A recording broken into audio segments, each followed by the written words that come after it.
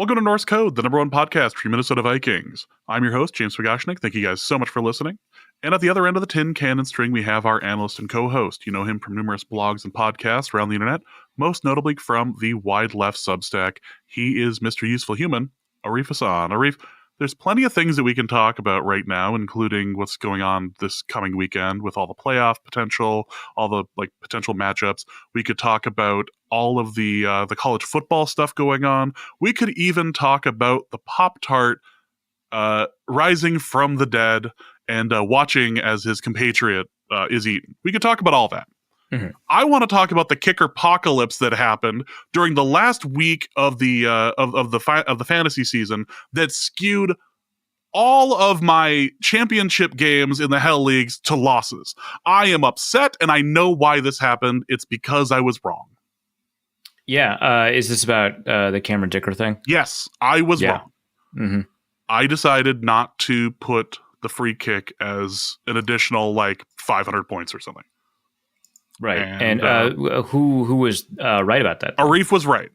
Okay. Arif was right. I want to say here that decision, karmically, is why I lost every fantasy championship I was in for the Hell League, which was all three of them, and I am Jesus Christ. I'm not happy. I'm not happy about the situation at all. The only thing that brings me joy, as far as what happened with the kicker apocalypse that happened last week, is that it knocked Eric Thompson out of the championship, meaning his perfect season ended like the Patriots at the very last possible moment. Beautiful, honestly. I was texting him during the game. This is going to sink me horribly, but it's worth it to see what happens to you, Eric. He was defeated soundly by Chris of the Norsemen. So that was congratulations to you. I think I mentioned on the Discord too, is I'm literally debating sending him an actual trophy for knocking out Eric. Maybe a nice bottle of NDSU wine. I don't know. I'll have to see. But there's options. But I was so mad. I did not take, and it was funny. I was winning one of them until the Lions kicker just started shanking. I got one point. There's a couple minutes left in the game. I'm looking at my score, going, "All right, I'm good." He's missed one in the game, but I'm still up by 20. As long as he doesn't miss another extra point, we're good. And then 2 minutes later, he does that, and that's the end. I lost by 30. And no one has sympathy for the man who started this awful thing, and it's my fault. But I'm still I hate everything. Almost like this was all my fault. Mm-hmm. But I do have to say, Arif was right. Everyone else was right. I was on the wrong side of history, and now I've paid the price. Well, so long as we've learned our lessons. Maybe. We'll see. And with that bit of idiocy, welcome to this episode of Norse Code. Hope you guys are all doing well. Happy New Year!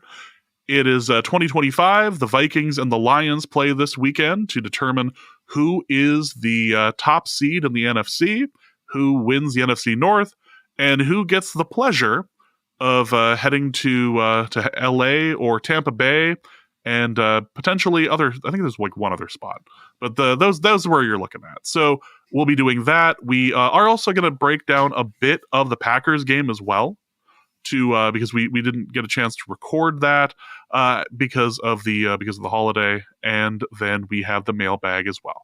Before we start, thank you for listening. If you enjoy the show and would like to help us financially, there's a couple of things you can do. You can go to patreon.com/NorseCode for $3.50 a month, or a little less for the year subscription. You get access to the Discord. You get access to the bonus episodes. The Patreon people just got their bonus episode, their bonus end of the year clip show, which contains all sorts of great stuff, including some stuff that had not been released before. So check that out, patreon.com/NorseCode. A special thank you to Anthony Perez and the Unimaginative Wolf, who signed up over on Patreon.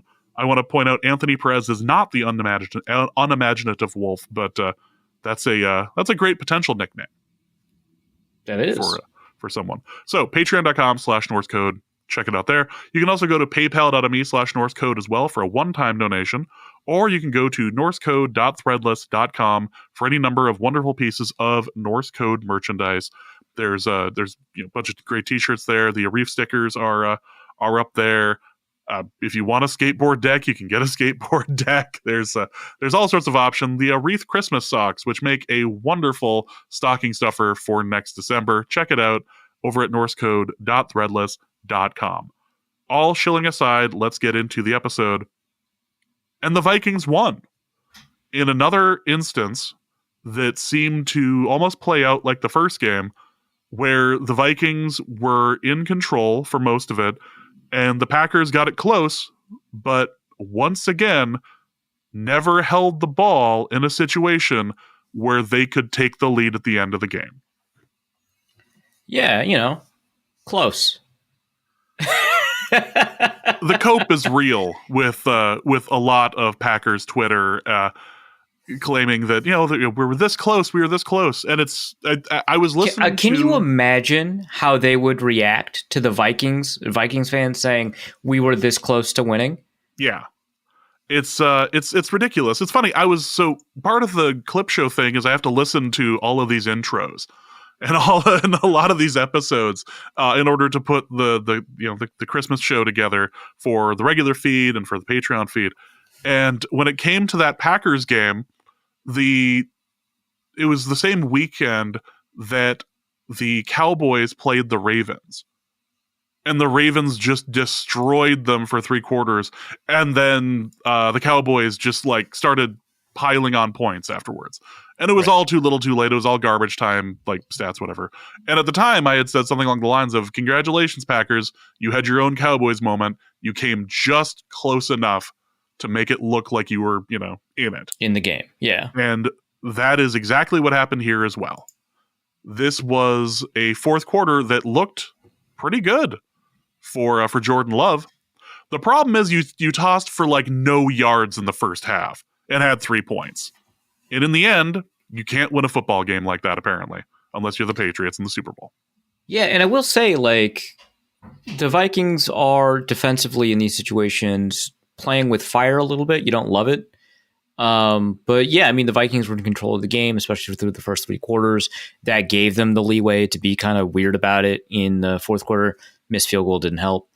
But yeah, you have a missed field goal, you go 3 and out, the Packers score a couple of times, and now it looks like you've salted away a 17-point lead.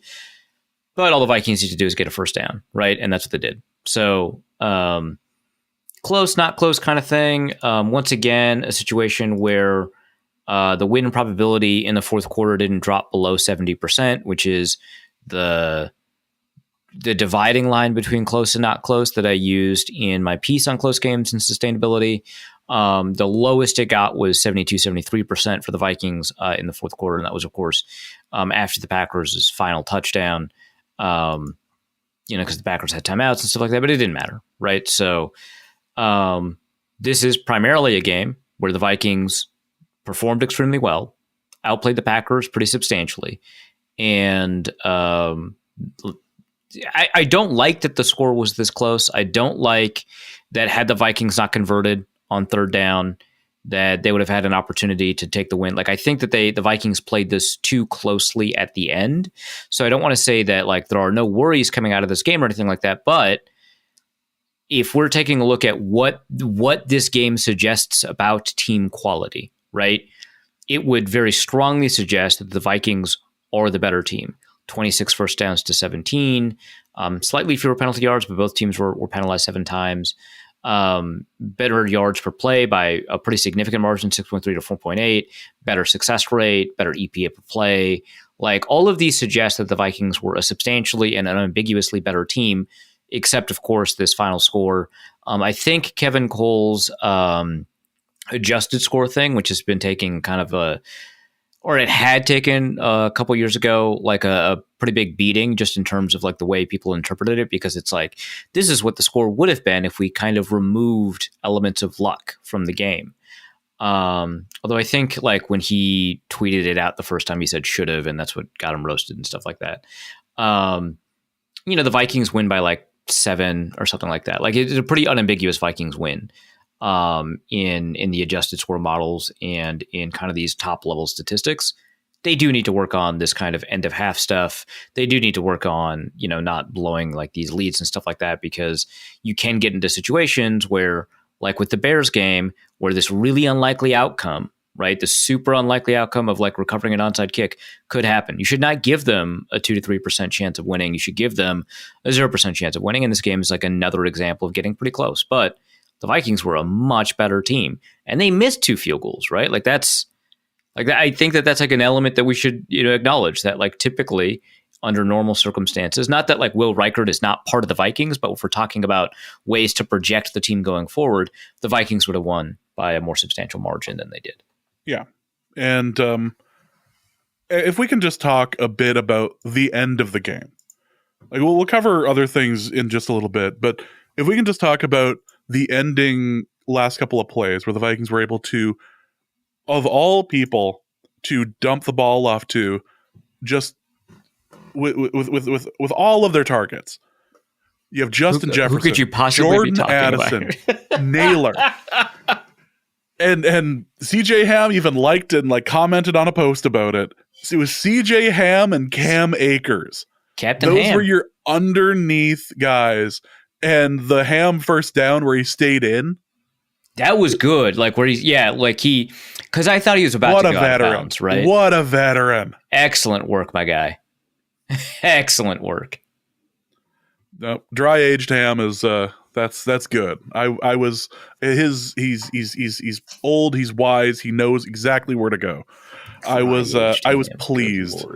That was great, and a bit of a heart attack throw, admittedly, to Cam Akers to ice the game, but it was one of the better catches of Cam Akers' career, just picking that up inches from the ground. Yeah, that was crazy. And like, it validates the Vikings approach here, because I've been somewhat critical of their decision to sign and then, or I guess trade. Did they trade for him? I can't remember anymore, because they did once.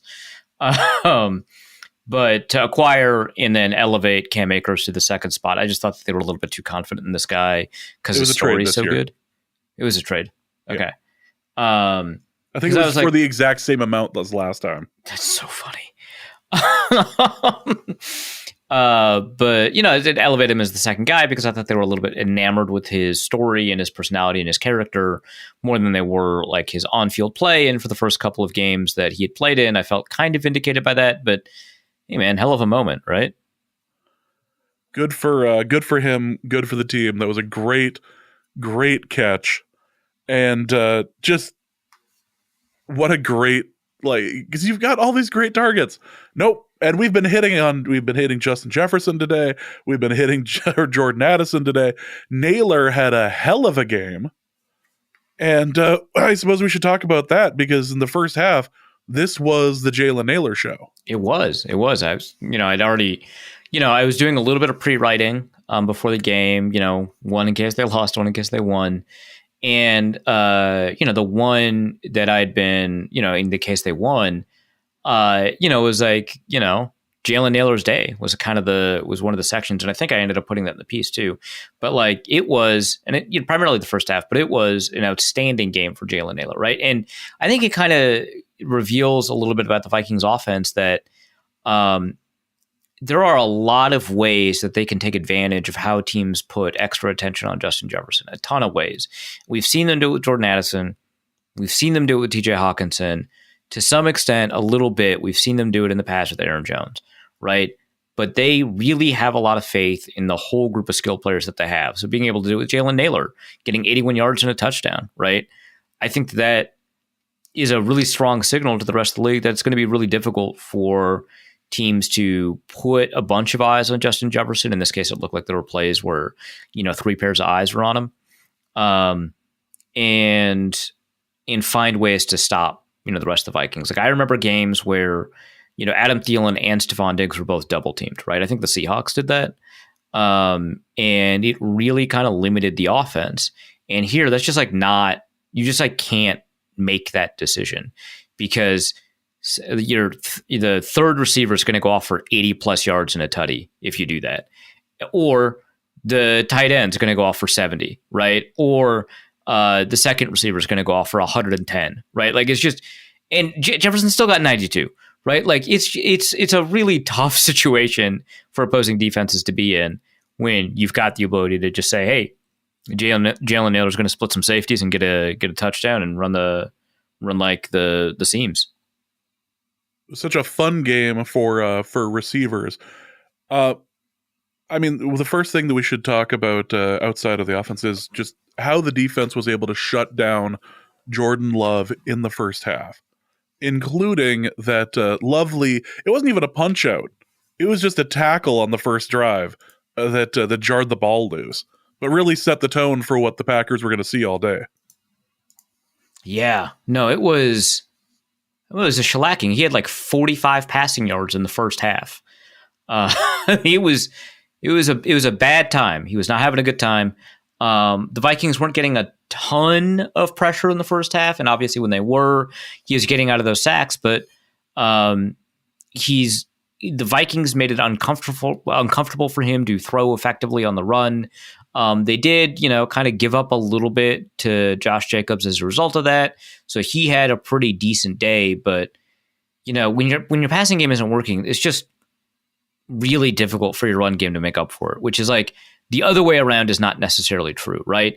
So, which is why there's so much emphasis on the passing game. And this is like a perfect example of that. Like you said, like 3 points, right? Like they just could not find a way to get Jordan Love going. 45 yards, 7 completions, 12 attempts. The longest gain was 18 yards. Like it just wasn't working for them. A lot of it was, complicating his reads and making him panic in response to the blitz, right? Which again, it wasn't necessarily pressure. It was more, he didn't really have a good understanding of what he was looking at. And it really things just kind of collapsed around him as a result of that. And having players like, Grenard and Van Ginkel and all that, suggest that pressure is coming, might be good enough. Like the Vikings didn't get pressure, but they essentially emulated the effects of pressure with some pretty good talented players. I mean, it was kind of nice to see. This is the same Jordan Love game we've seen multiple times over the past, 2 years? Yeah, and we do have to remember, as much as I love being right, and of course I am, but as we celebrated at the beginning of the show. Right. Yeah, exactly. But as much as I like, it's not necessarily the case that my piece arguing that Jordan Love was only slightly above average as a quarterback was vindicated by what happened here, because there are only 2 teams that have held him to negative EPA per play, at least by the NFL Faster calculation. I know that NFL Pro uses a different EPA calculation. But only 2 teams have done it. The Vikings twice and the Lions once, right? And so the games that we're most exposed to for Jordan Love are his worst ones. So he has played a lot better. And I think the team that got closest outside of those 2 was like the Houston Texans. But like, yeah, man, if you can't win in your division, man, that's not life. That's not living. Yeah, that's not the sort of team that wins the division and never gives it back. Oh, that's a Bears thing. Sorry. Right, of course. But yeah, so it was great to see that he was having such lovely problems, and he just has this look of defeat. It wasn't nearly to the extent that the Caleb Williams had at the end, but he just, when things are not going well, he looks sad, and I do enjoy that. The other thing that I want to mention is, and I can't believe I'm doing this too, because I started off saying you were right, but I found myself praising something that Justice said. Oh, Jesus. Maybe you shouldn't blitz Sam Darnold. Oh, yeah. I mean, Justice made a whole thing about it. Like, he wrote a whole piece. talking about how Sam Darnold is the best quarterback in history if you blitz him. Yeah, and in this game, very much looked like blitzing him continued to be a pretty bad idea. Let me pull up the specific stats because it looked pretty good. Because I think like his year-long statistics against the blitz, he leads the league right now in yards per attempt against the blitz at 10.0, which like for context, like if a quarterback did that, it's not that they would be unambiguously the best quarterback in the NFL. They would have the best season in the history of NFL quarterbacks. Yeah, it's beyond ridiculous what's being done right now. Yeah. So when blitzed, dropback percentage 31.8%. So they blitzed him on 31.8%. Again, you're going to need the context outside of the Vikings. That is a lot for a non-Vikings team. That is quite a bit for a non-Vikings team. Now, mind you, the Vikings blitzed Jordan Love at a 75% clip. It's just a different category of thing. But Sam Darnold was blitzed on nearly 32% of his dropbacks against the Packers. He completed 85.7% of his passes for 131 yards, which is to say he averaged 9.4 yards per attempt when blitzed. 1 touchdown, no interceptions. A passer rating of 129.5 when blitzed. Probably shouldn't have done that, actually. Yeah, as it turns out. And you could argue that they were doing that because they didn't have the talented corner with Alexander out and everything. Yeah. But like, I don't know how much of a difference that would have necessarily made. It'd be hard to say because we haven't seen a lot of him lately. To the point where even Justice put out a thing. It was like, I don't know what his future looks like necessarily with the Packers next year. That's rough. Holy crap. Yeah, wasn't he saying he was the best in the league? I feel like he was saying he was the best in the league. Like something he did say, yeah. Something, I don't know. Something, Hall of Famer Romeo Dobbs. But yeah, this was what was great too is that just watching the safeties get like tricked. Green Bay has just did the exact same thing it looked like that other teams have done with Jefferson, and it went very poorly for them. So I don't know necessarily how much you can really take in enjoyment as far as the game was concerned, other than we now absolutely have the everlasting image of Matt LaFleur losing his mind at the loss. That is such a perfect memeable image for any problem that happens with Green Bay going forward. It was fun because like I went from that image to, and then for an upcoming episode of 60 Minute Drill, plug, I did end up watching Enigma, the Aaron Rodgers documentary on Netflix. Oh, God. And in that one, Matt LaFleur looks so composed and confident. And I know it's an interview setting. There's nothing at stake. He's just answering questions, and he should look confident he's a head coach. But it just felt nice knowing what he truly is in moments of crisis, and then watching this. Yeah. No, that's exactly what happened there. It's a darn shame. Darn shame. Was it Justice who was touting his best in NFL history winning record, something like that? For years, yes. That has absolutely been a thing. Such a shame. Packers are good enough to make the playoffs this year. That's good. Good for them. Just not good enough to beat the Lions. Not good enough to beat the Vikings. It's too bad. It's too bad. Maybe we'll see each other again. So, just because I'm curious, where are they at now between the two of them, between Kevin O'Connell and Matt LaFleur? In win percentage, yeah. Actually, as a product of that game, Kevin O'Connell has moved ahead of Matt LaFleur in win percentage. Oh, wow. Yeah. I mean, it really sounds like the Packers lost their Super Bowl, huh?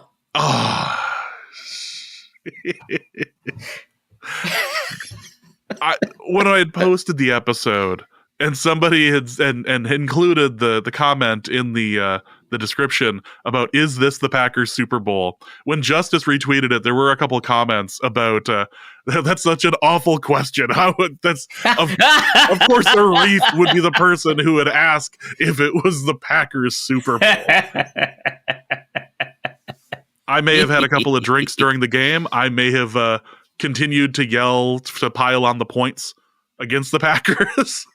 There may have been a lot of fun profanity for a bunch of people in the that were at my home watching the game with me. I was enjoying the hell out of that game. But if the Vikings win this weekend, the playoffs go through US Bank Stadium for the NFC. So let's get to our discussion about that. We're going to a preview of the Lions game that Arif conducted earlier today with Jeremy Reisman of the First Bite podcast, formerly of the POD cast. And they're going to talk a bit about the game for Sunday night. So let's go to the interview that Arif conducted earlier today. All right, I've got, as always, actually, Jeremy Reisman here to preview the Lions with me. He is the senior bloodsucker over at Pride of Detroit? Yeah, more or less. He does a lot of audio there. He does the newsletter. It was like the first paid newsletter from SB Nation? Second? Yeah, we launched at the same time as Arrowhead Pride. So yeah, you were first. Screw the Thormans. You were first. Yeah. Okay, I'll take it. Yeah. Notably, the two most successful teams in the NFL right now, right? So certainly that must be why. There's wizardry power with those premium newsletters, as you know. Right, of course. Firsthand. Yeah, exactly. All right, man. Yeah, how you doing? Great. Did not think I would be in this position covering a 14-2 football team that has not clinched anything other than a playoff spot, but I guess I'll take it. Yeah, well, I'm covering a 14-2 football team that is going to be really whiny about wildcard spots in just a second. So kindred spirits, I tell you. Right? Yeah. I mean, good to hear it. Yeah, we're here to preview what some people are calling the most important NFL regular season game of all time, which I think post the Super Bowl era might be true? Question mark. Right. We were actually having the same discussion on our podcast, and how can you come up with a more high stakes game? I guess you could theoretically say either win the division or you're out of the playoffs might be considered more high stakes, but I don't think there's ever been 2-14-2 teams going up against each other, period. So if you just go by overall records, it certainly seems like it's the biggest regular season game of all time. I mean, yeah, certainly it's like the most wins. Who was it that said, I just closed all of my Twitter tabs. I feel bad. I was on a Lions podcast and I'm on there like twice every year. They're great. Is it like Talking Grit or something like that? Yep. Okay. Great. Talking Grit. Yeah. Sorry that I forgot the name. You guys rule, but I also suck. So that's what happens.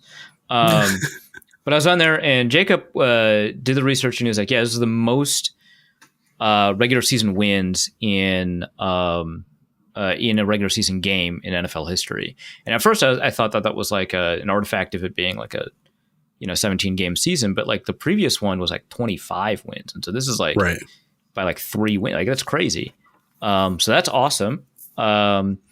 And I remember someone like tweeted it out and I got like a message from somebody who's like, this is like plainly not true. And I was like, what do you mean? Because I hadn't like looked into it. Right. And he's like, well, the most important regular season game of all time, like those occurred in the 20s and 30s before they had the playoffs and the NFL champion was decided in the regular season. I was like, guy, who cares? That is the worst offending, well, actually guy I've ever heard in my life. Yeah. He's a good friend of mine. Yeah.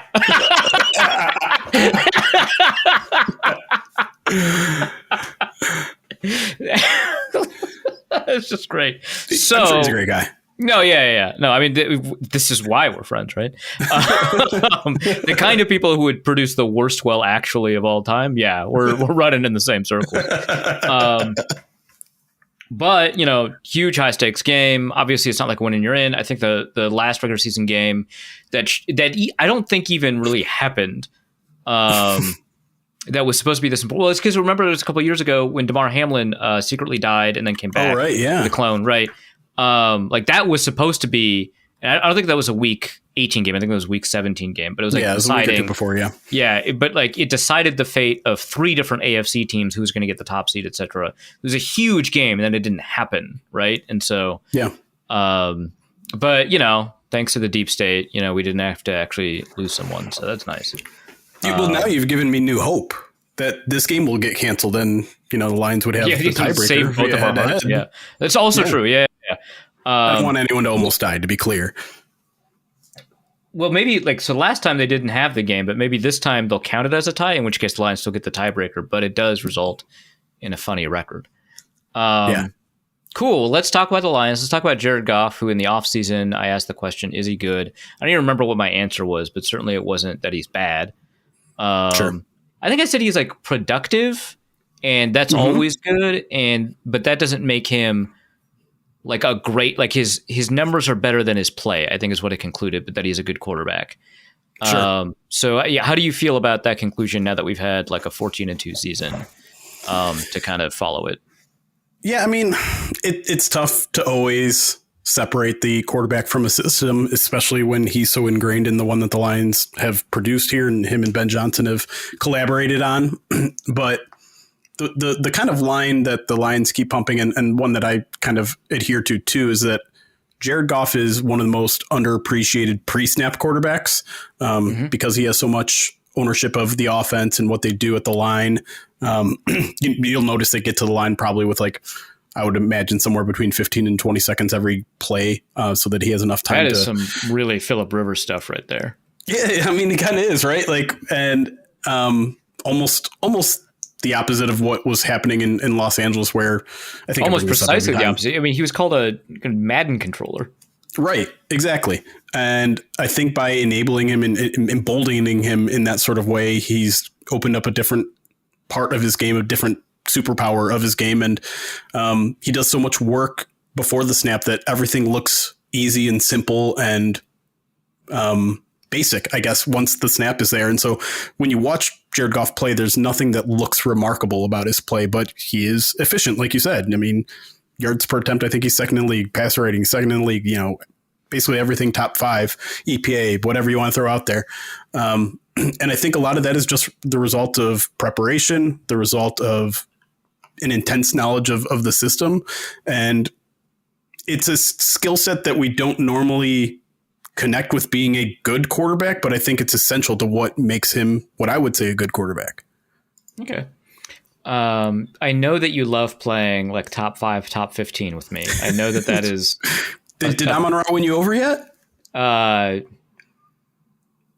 a top 15? He still won your top 10.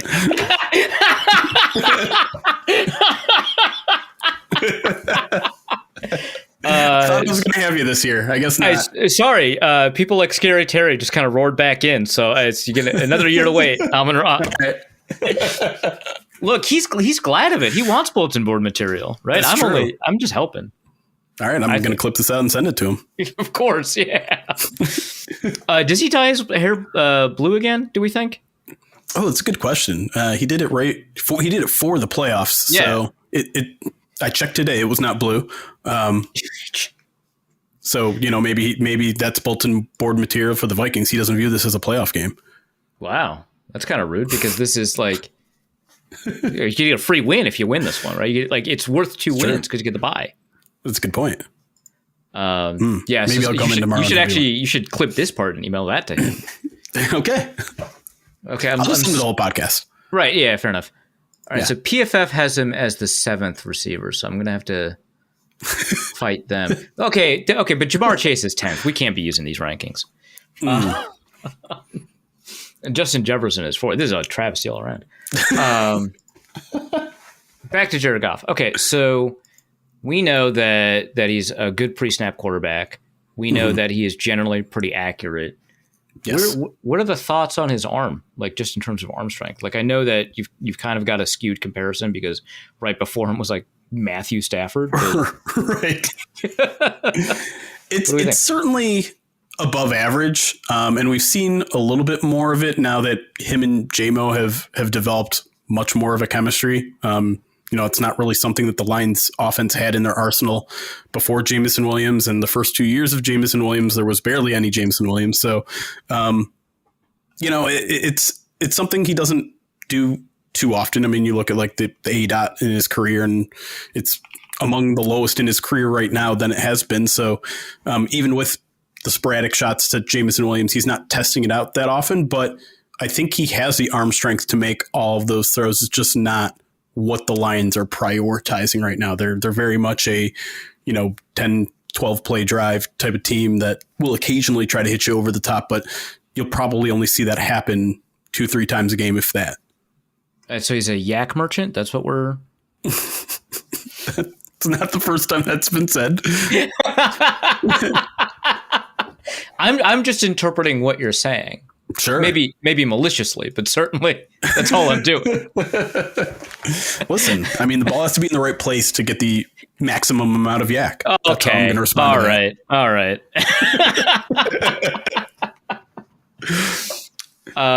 No, I mean, like, I still remember, and unfortunately it did come against the Vikings, but like his first win in a Lions uniform, right, was against the Vikings. It sure was. Yep. And the way I had like fully realized that was the clip of his girlfriend doing the Sports Illustrated. That's right. Swimsuit edition shoot. Yeah. And like, obviously, like that's just great television for the obvious reasons. But like, Sure. also like, it was like very like heartfelt and cute and wholesome and warm. And you just kind of get the sense that like, yeah, man, he kind of deserves this. But several years later, I feel like it's run out. I feel like he's gotten all that he's deserved, and Sure. and it's time. What do we think? Well, you only feel that way because Sam Darnold is on the other side of the field. Yeah, this week, yeah, exactly. It's his turn to get his redemptive story. Right. Of the two stories, like, you gotta admit the story here is just okay. There's a problem with this though. Teddy Bridgewater's on the team now suddenly. Yep. Yeah, you guys ruined the opportunity for him to be playing in this game by beating the Packers. So, shame on you. I mean, it would have been Hendon Hooker, right? Let's not. Yeah, it probably would have been. Well, So maybe they give Teddy a drive against the Vikings. What can we do to put Teddy in the game? Oh God, I don't want to answer that question. He's going to be the emergency quarterback. You want to talk about the best story you could possibly produce out of this game. I think it's Teddy leading the Lions to an unlikely win. That's a terrible idea. You're going to have to repitch a different idea here. Yeah. So, like, has there been any have people in the press like asked questions about like Teddy's addition to the roster? Like, what have the Lions been saying about that? Yeah, I mean, I think to them it's some of the intangible stuff, some of the locker room stuff they really value. He's been a mentor to Hendon Hooker, to Jameson Williams over the past year or two, or I guess just a year and change now. Mm-hmm. And then it's like they were also this team that kind of became obsessed with that NFC Championship game between the 49ers and the Eagles, where the 49ers were playing Christian McCaffrey at quarterback by the end of the game. Okay, yeah. Yeah, they're the one that pitched the emergency third quarterback rule that's now in place. And so I think to them, it's just kind of that. It's like, we don't want to get to a point where Jahmyr Gibbs is throwing passes or Penei Sewell is throwing passes. Yeah.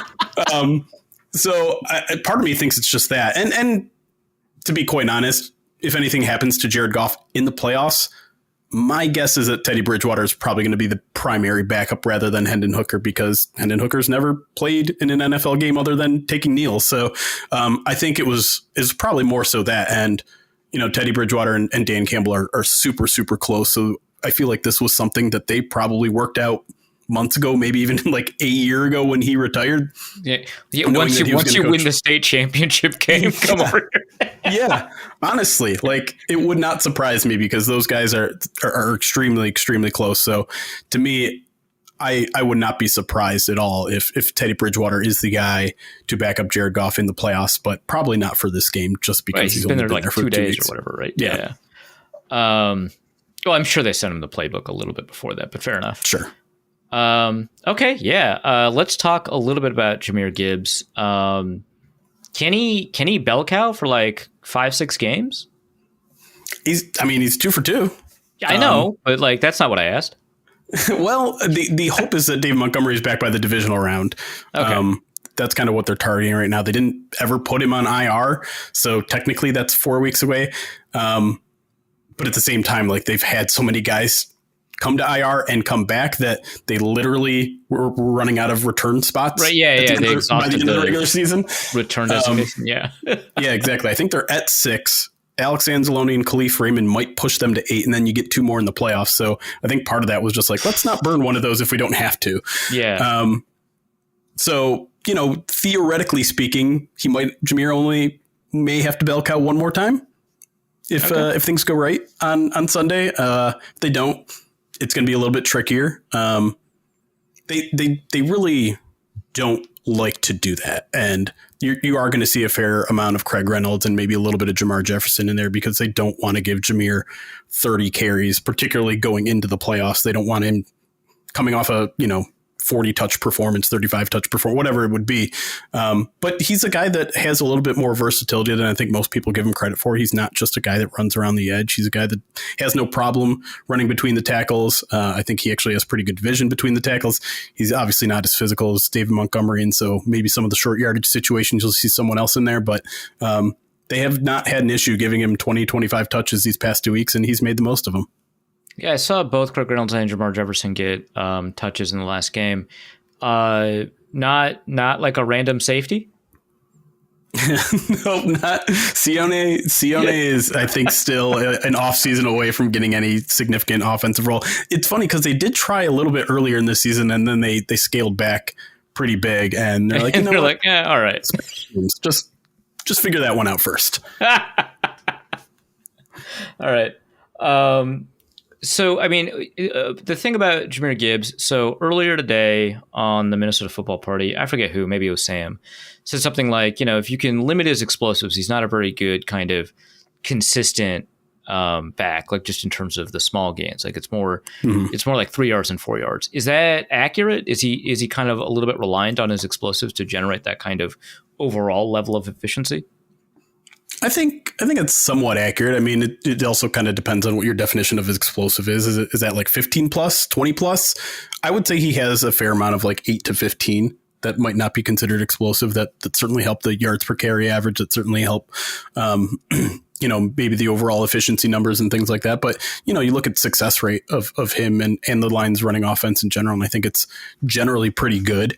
Certainly, I would imagine that David Montgomery's success rate is higher, but some of that is he's put in more short yardage situations. So it's a little bit easier theoretically to produce high success rate there. But yeah, I mean, it's certainly what he brings most to the offense that they've been missing. So and that's kind of a half answer, but I would say there's at least some truth to that. Okay. And then another one of the Minnesota Football Party co-hosts, Luke Braun, considers, he calls him Sam LaFrada.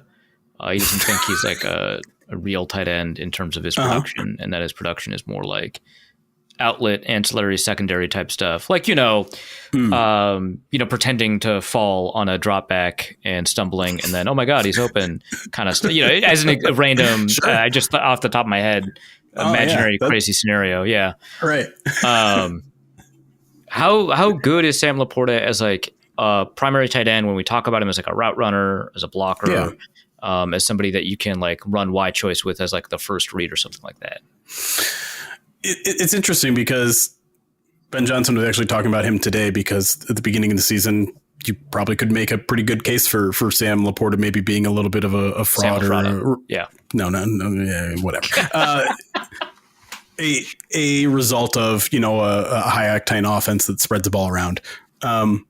Because he wasn't very productive. I think some of that was injuries coming out of training camp, but he's been a lot more productive as of late. And I think he's become almost as valuable as Amon-Ra St. Brown on third downs, key downs. And I think, is he going to be the primary option, as often as George Kittle or maybe some of the other guys that you consider top tier?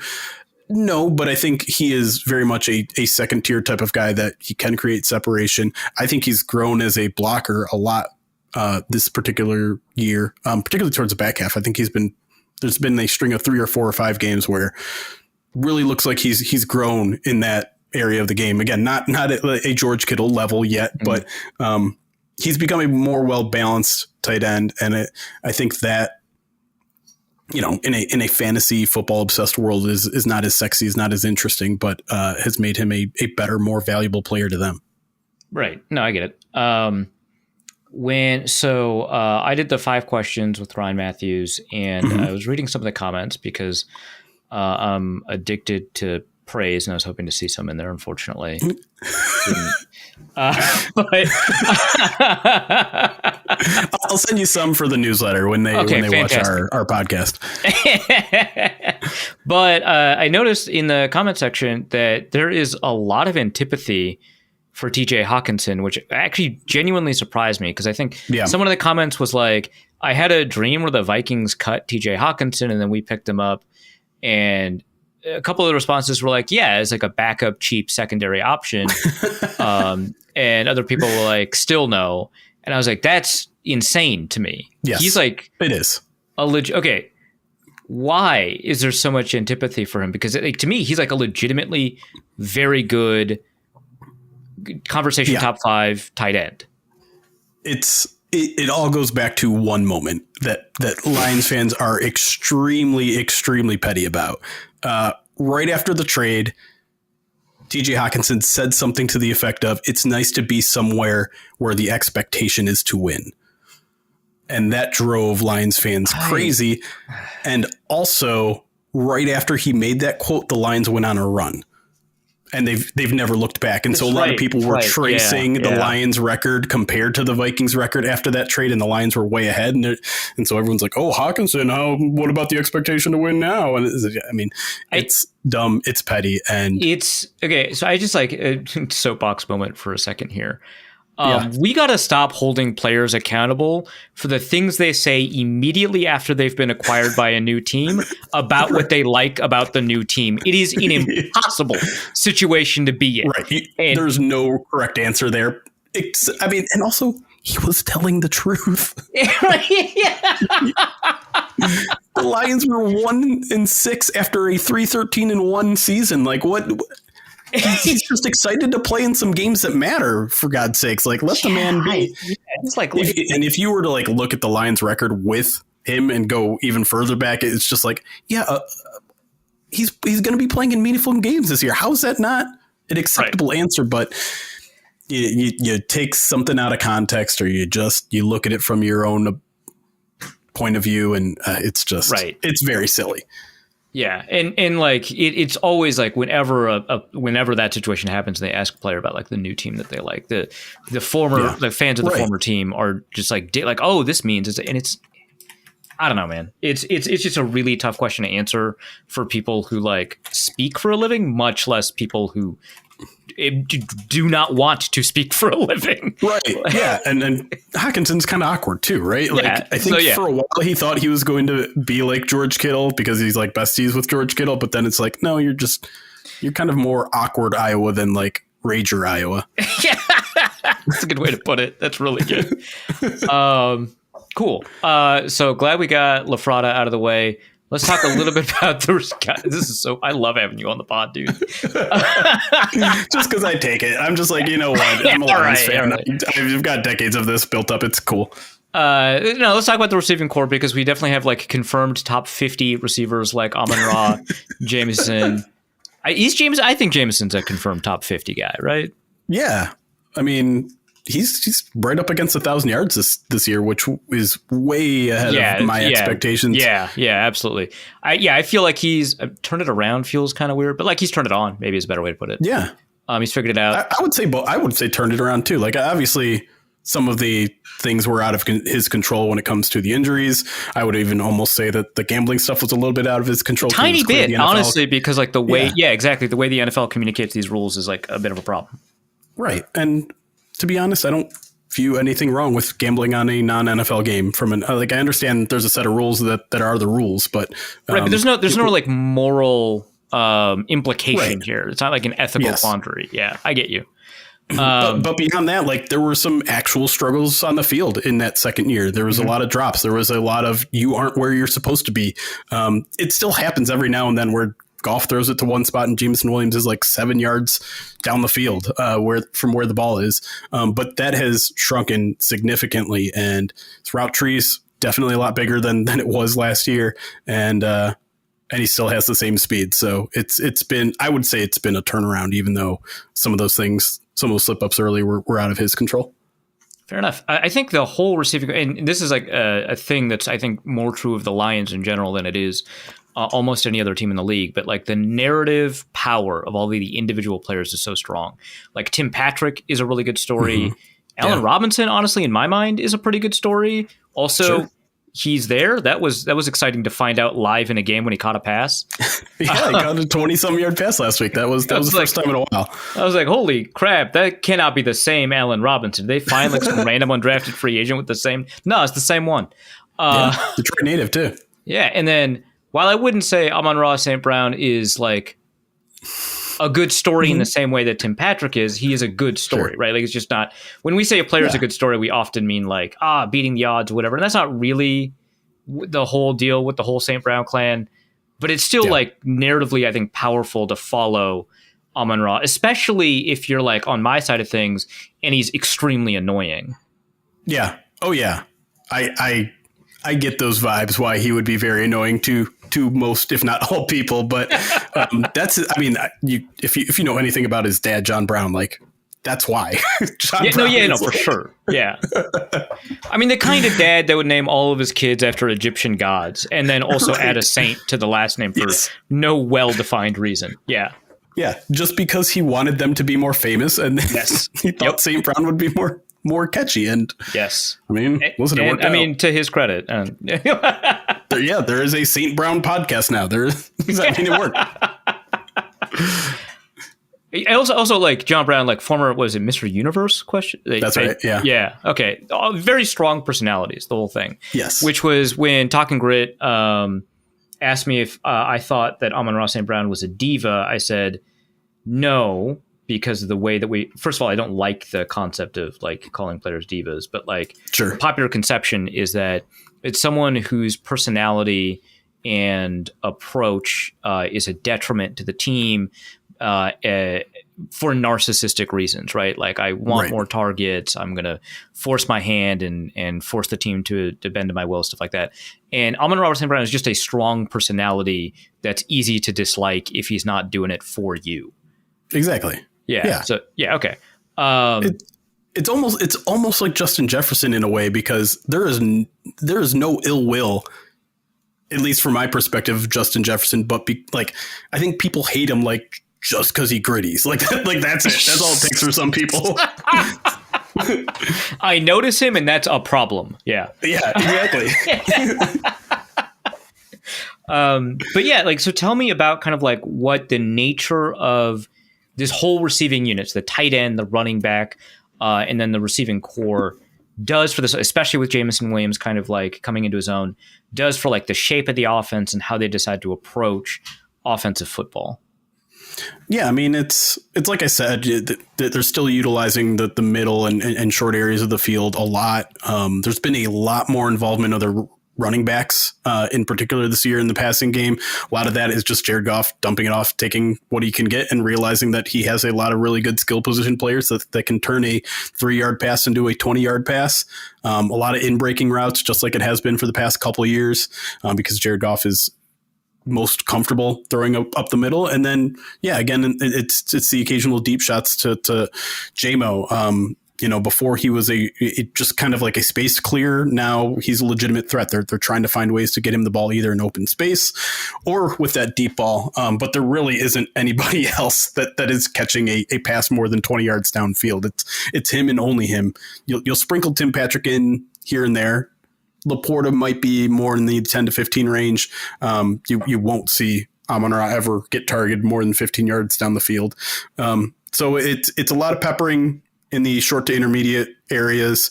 Not a lot of using the sidelines outside the hash stuff. So it feels like it hasn't really changed all that much, other than a lot of either deep routes with JMO or a lot of horizontal routes where you'll either get a natural pick in there, you'll throw a hook and ladder. You'll just find ways that he can attack on the perimeter, but mostly not in ways where he's just running up the sideline. You're getting him horizontal so that he can turn the edge and burn your safety. So Amon-Ra St. Brown's depth of target is 8.2. Justin Jefferson 11.9, Nico Collins 12.0, AJ Brown 12.6, T Higgins 11. That is a dramatic difference between these. Yeah. Wow. Yeah. Although we're going to talk about, I mean, if I'm going to make fun of Amon-Ra for that kind of stuff, I mean, Chris Godwin's at 5.6. That's crazy. Wow, that is crazy. Wow.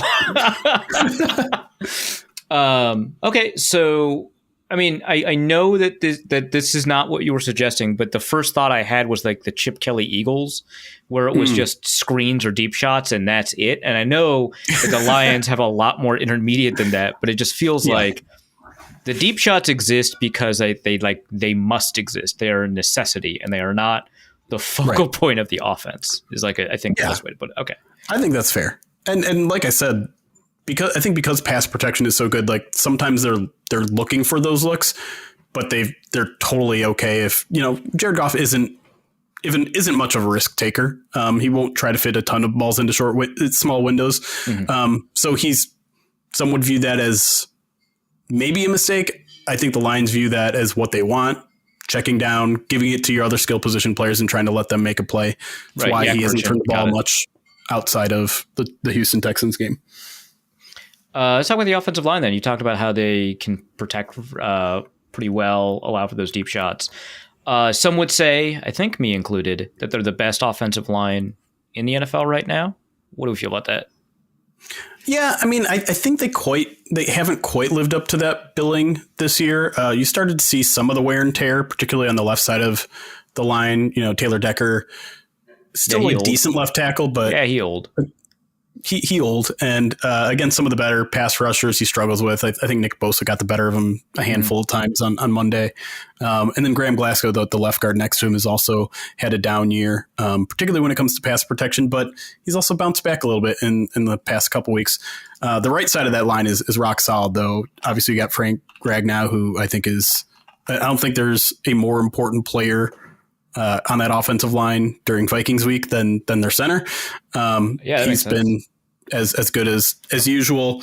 Kevin Zeitler, coming off a Pro Bowl year, probably had an even better year this year. Technically not a Pro Bowl season, but super key when it comes to the run game. And then, you can't say enough about Penei Sewell. I think he's the best right tackle in football, and he's continuing to play like it. So I think the right side of that offensive line is much better than the left side, but overall, really good run blocking unit.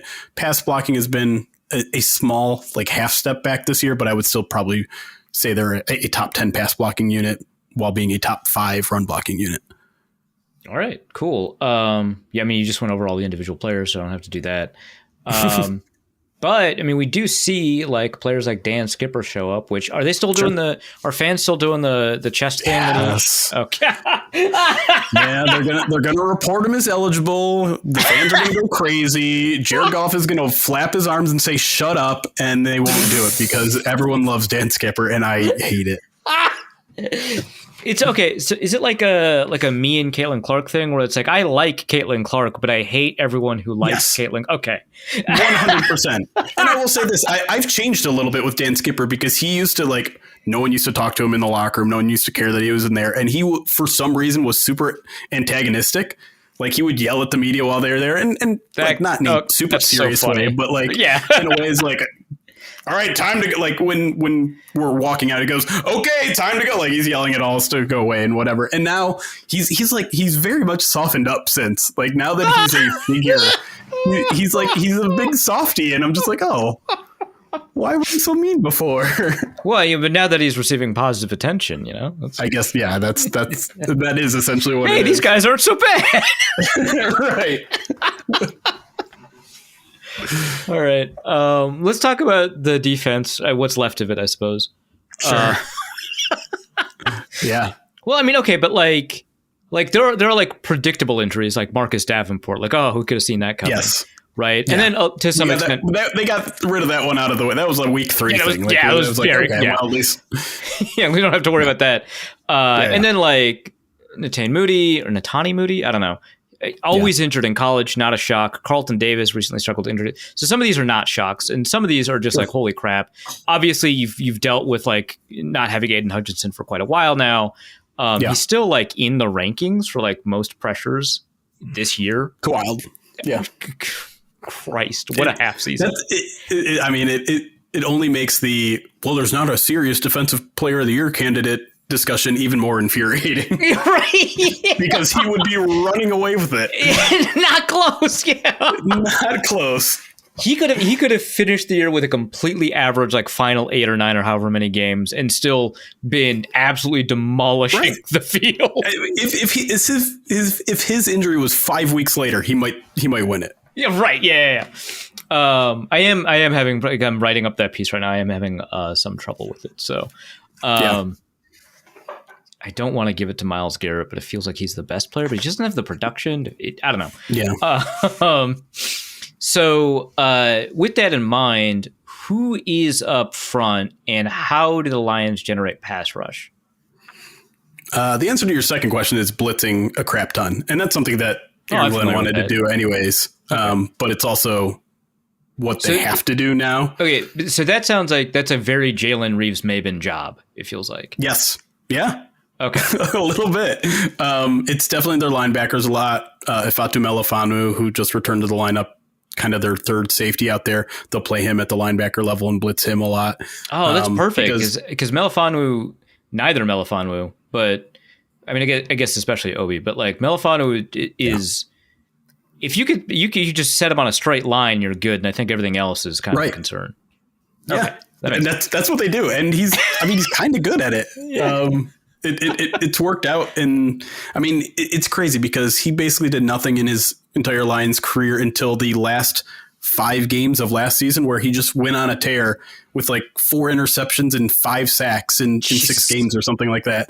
And then he was injured all of this season, literally did not play a game until 2 weeks ago. And so this will be his 3rd game back. And he hasn't been that much of a difference maker, but I think he already has 1 or 2 sacks. He's going to blitz in this game. That's probably going to be one of his primary jobs. Because to get back to the defensive line, you're talking about, mid-season additions, Zadarius Smith. You're talking about Josh Paschal, their 2nd round pick a couple of years ago, who's really more of a run defender, edge setter than a pass rusher. You're talking about no Ali McNeil anymore. So you're talking about Pat O'Connor, the Lions' 7th round pick a decade ago. And then he played for Tampa for a decade and came back. All right. Yeah. And not a lot else. Levi Onwuzurike, another 2nd round defensive tackle pick, who this is his first year healthy out of he's been in a hellscape with a back injury that's been devastating to him. And I remember talking to you about him, and I was like, this guy sucks as a pass rusher, right? And you're like, well, hold on. He hasn't had a working back. Yes. Yeah. And it's working now, and it hasn't been an issue all year, but now it's just like, oh, maybe you're just kind of okay. So there's really not a lot going on when it comes to pass rush on that defense front. There's still a pretty decent run blocking or run stuffing team because you have DJ Reader right in the middle of all that. You have aggressive linebackers, but generally speaking, the only way this team is going to consistently get pressure is to consistently blitz. And so it's just a matter of finding creative ways to make that work. And I would say the results so far have been mixed. Oh, yeah. Has the Lions defense not been very good over, say, I don't know, the past 5 weeks? Yeah, something like that. Does it concern you that Sam Darnold currently leads the league in yards per attempt against the blitz? A little bit, yeah. Yeah, I think I read that on prideofdetroit.com today. It's not great. I mean, a lot of things aren't great with the Lions defense right now. Like the play action numbers are also very concerning with Sam Darnold and the Lions defense, because the Lions linebacking core has been so decimated and so poor. I mean, they came in with 7 linebackers on their initial 53-man roster and were like, you're not going to need that many. And then like, oh, here comes the monkey paw. Like, Jesus. 4 of the top 5 guys go down. It's been a mess there. And teams like the 49ers, teams like the Bills, who run a lot of play action, can use their tight ends and running backs in the passing game, really tore them apart. And then I come and look at, the Vikings, who might not run play action as much, but they have a tight end who can catch the ball. They have a running back who can catch the ball. They use a lot of pre-snap motion. They use all that stuff.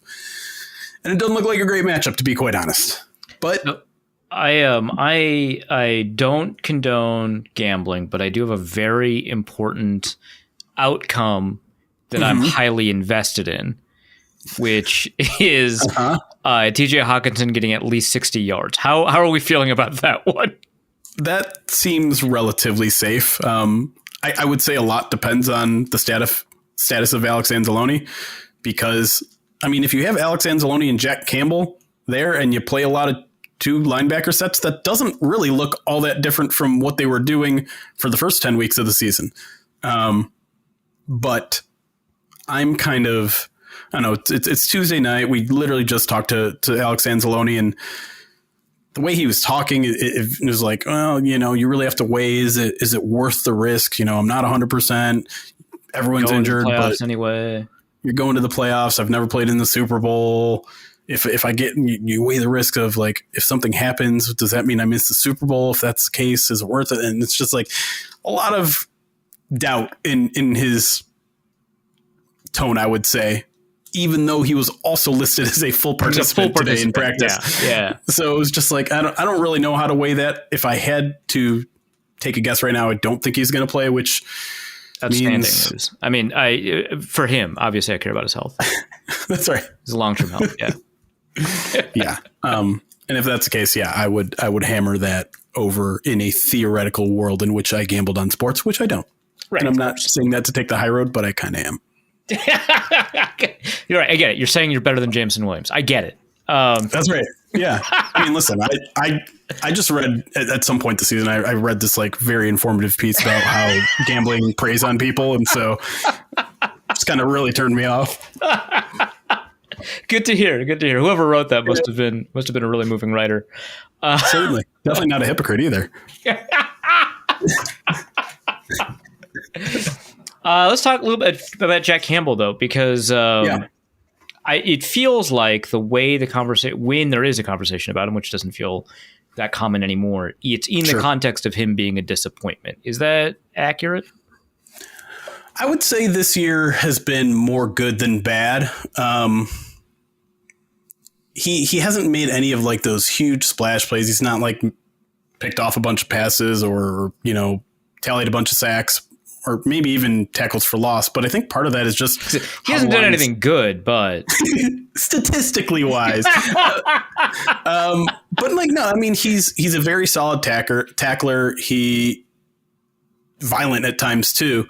And I think pretty instinctive in the run game, but I think some of the coverage stuff is still coming along. It's been better, but he's the type of guy that I don't think he can carry the weight of not having anyone else next to him. Like when Alex Anzalone is next to him, I think he plays a little bit looser. He plays a little more comfortable. When, Ezekiel Turner and, these guys that are coming off the streets, Jamal Adams for a couple weeks for some reason. Right. Those are the guys that definitely, I totally forgot that happened. That did happen. Now he's gone already, but, that guy likes to wear out his welcome, it sounds like. Yeah, I think the plan was always like you were just going to be a temporary Band-Aid for an issue that was just hitting its worst at the time. They still have why can't I think of his first name right now? Quan Alexander. He's still hanging around.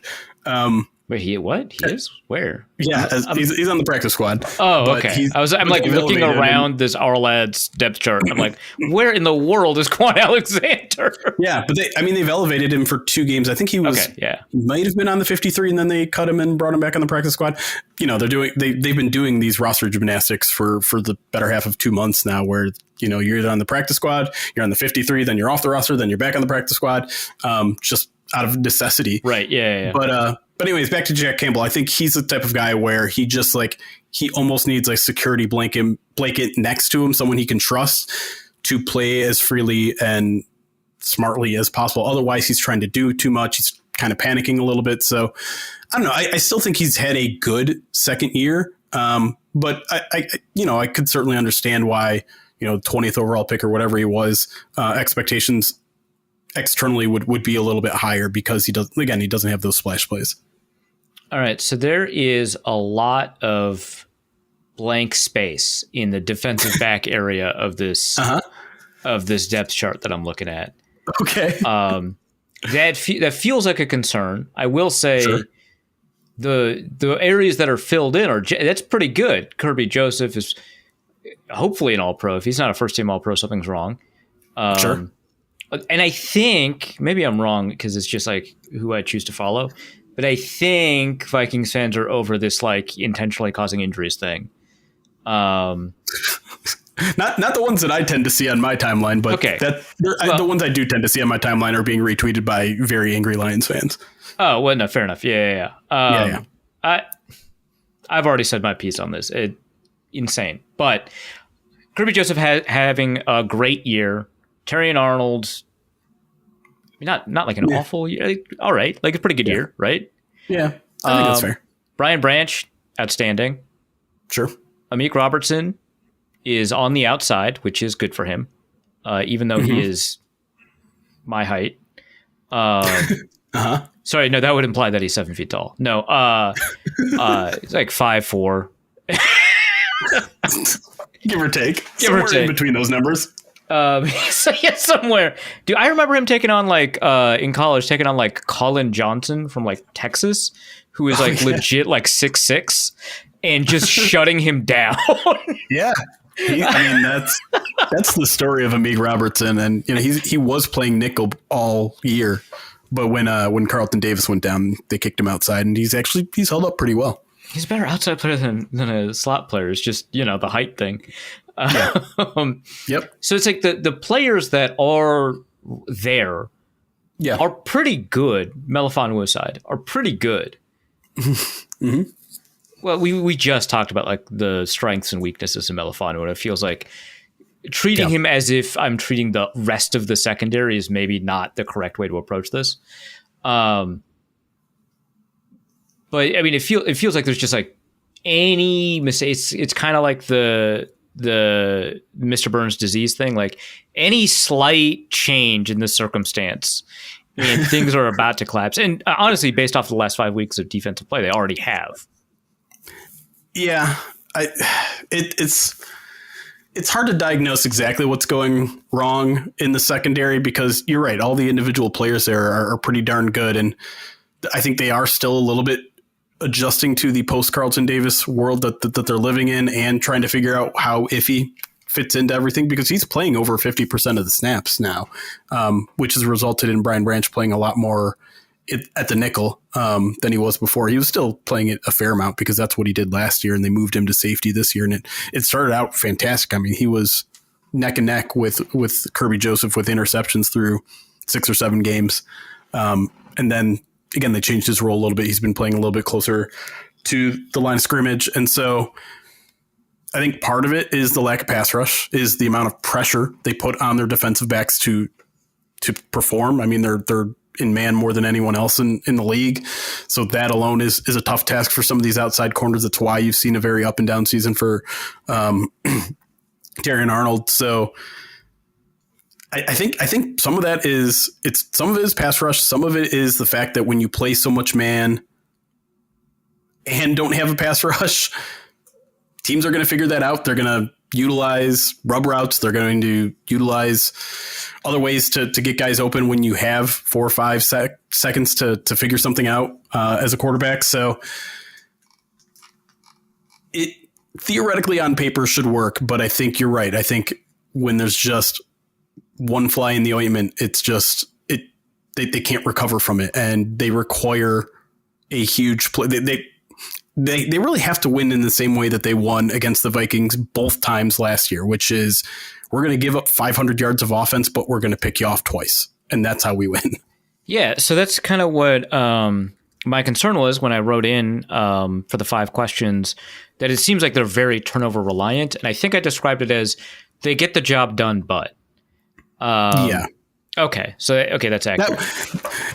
Now it is accurate. That was my concern at the beginning of the season because I think they started with 8 straight games with an interception, 8 consecutive games with an interception. And my concern at the time was like, is defense actually good or is that? And all the other numbers were telling me, no, it's actually good. Like success rate numbers are high, yards per attempt are high, all these other stats are good.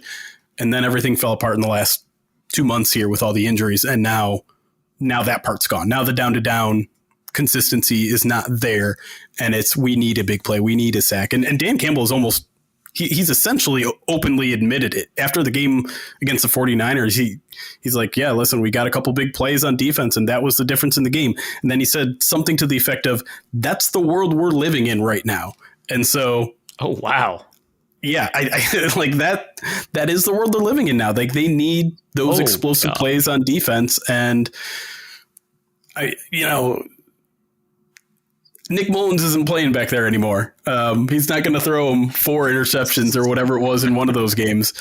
But God, Sam Darnold, Sam Darnold's a risk taker too. He is. So he loves it. Check out Why I Left Off Football for why that's a good thing. Plug.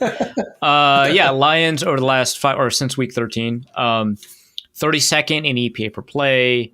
Was it 29th in success rate? Dropback EPA 32nd. Dropback success rate 30th. Rough.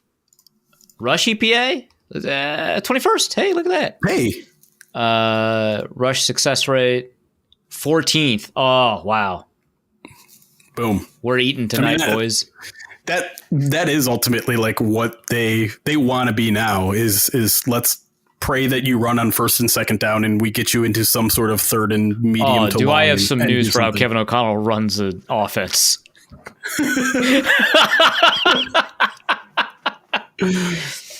If there are 15 designed runs in the game, you're losing by like 2 scores.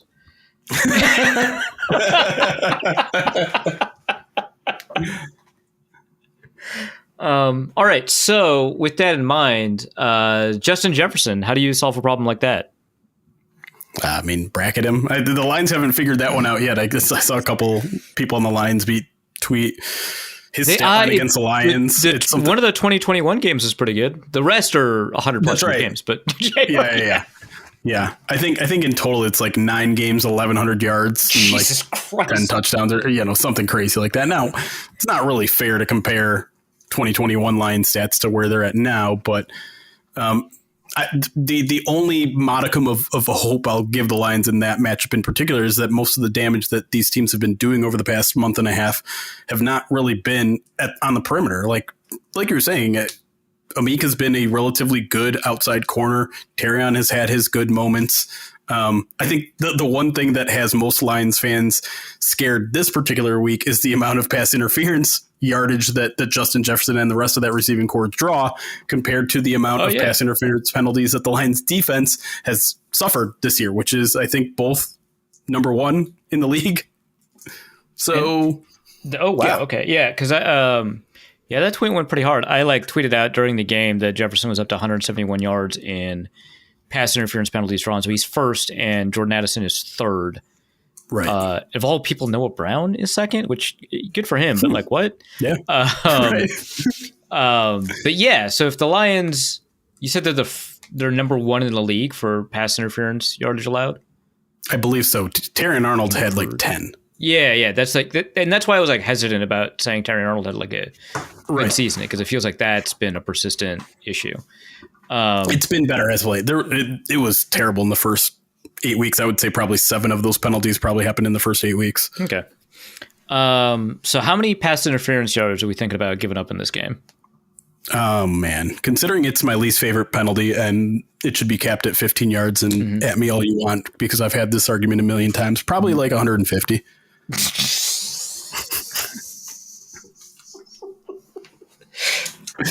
Great. I'll buy that. I know you love it when I talk about special teams. It's your favorite thing. Yep. Right up there with ranking Amon-Ra St. Brown among receivers. So Jack Fox doesn't get a lot of work these days. Yeah, didn't punt at all on Monday. Yeah. Is he good? anymore. I love him. I mean, okay, he's pretty good. He's pretty good. Jake Bates, he's been missing some 50-plussers recently, but it looks like his percentage over the years is actually pretty good. No, he's been great.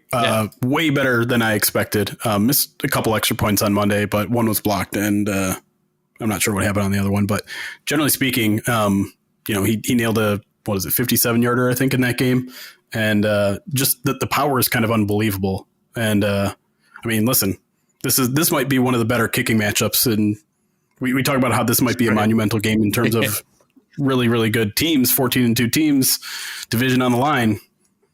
If you're a kicker fan, I think this is a pretty exciting matchup too. And you would know as a kicker fan. That's right. Sorry, love him. I love surrendering. I mean, yeah, you're a Lions fan. Got him. All right, so let's get your final score prediction out of the way. Well, now I have to pick the Lions. Otherwise, you just called me a surrenderer. Yeah. No, I'll be honest. I haven't had great vibes for this game all week. I'm pretty down on the Lions defense, as I think anybody with eyeballs would be. I've been getting this a lot because the Lions are favored by 2.5. I think they started at 1, got bet up to 3, and now back down to 2.5. Yeah. And when I look at like the comments from Lions fans, not just of like the 5 questions piece, but like kind of around and on Twitter and from reporters, it's all like the same sentence too. It's like the vibes are wrong. What? Yeah. It's the injuries, man. Like the Lions fans, first of all, always default to we're snake bitten. Like that's just. Oh, cry me. Sorry. I know. No, I understand. It's an obnoxious point of view. I get it. I'm with you. I would say there's a little bit on your guys' end feeling that same way too. Let's be honest. Okay. But when we do it, it's justified. right. Exactly. But the one thing that does give me hope in this matchup is that the Lions offense, just for whatever reason, and I'm going to ask you this when you're on my podcast, has Brian Flores' number. They scored at least 30 points in 4 straight matchups against the Vikings, and I think the offense is better than it's ever been. The only thing they're missing is David Montgomery, which, listen, that's a big piece, but it hasn't slowed them down in recent weeks. They scored 42, 34, and 40 in the past 3 weeks. So this has shootout written all over it. And I know sometimes people are like, well, if we all think it's going to be a shootout, I'd say actually not going to. No, this is going to be a shootout. This is going to be a 70-plus point game. I honestly think so. And so we'll see how that goes. Just for the matter of picking the team that I'm a fan for, I'm going to pick the team that I'm a fan for, but yeah, 37-34. I think they're screwed, but I'm taking them. Is definitely. I don't think. No, that's not what I said. I think defensively they're screwed. If Alex Anzalone plays, I'll feel a lot better. But no, this is going to come down to what a lot of these games come down to is like who's going to make the last and biggest mistake. And if you want to pick the quarterback that is probably a little bit more prone to making a mistake, I think it's probably Sam Darnold. I don't know if everyone would agree with me on that, but I think it probably is. So that's going to be my ultimate justification for that. So the second highest over under this week is 48.5. That's Bengals Steelers. And the highest over under is the Vikings Lions game at 56.5. That's what I would still take the over. I would still absolutely take the over. The over has slightly better odds for you at -105 rather than the under at -115, which is crazy. But that's what did Dan Campbell say? That's the world we live in now. Yeah, essentially. Yeah. Yep. Cool. Where can people find you? Just look for Pride of Detroit wherever you want to go. There's a website that's called Pride of Detroit. There's a podcast that's called Pride of Detroit, YouTube, Twitch, probably an Instagram page that I don't touch. Yeah, logically, there must be an Instagram page. Yeah. Listen, that's not me. I don't know. All right. Thanks for coming on, man. Of course, buddy. Let's go to the mailbag. And the first question is from Tracy, who asks, if you were the host of a certain Packers podcast, how would you make the argument that the Packers were competitive in this game and not frauds? Were I to do that in a hypothetical situation, which I think obviously who would do that? That's crazy. I would make arguments like, hey, the Packers were better on third down. They had a higher third down percentage in that game. And that those are the downs that truly matter, the downs that really kind of define how games go, right? The Packers had a better kicking unit in the game. And, those things kind of persist, right? The penalties that occurred in the game, the Vikings received some ticky-tack calls in their favor, right? That's, in another situation, just a couple of yards here or there, it's only a 2-point game. You resolve that penalty stuff to be a little bit more fair, and the Packers come away with the win.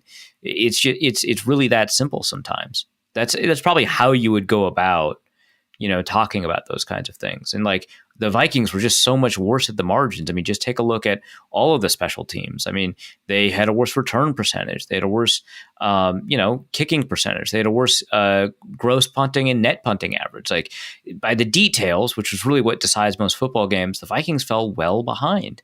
They were worse running the ball.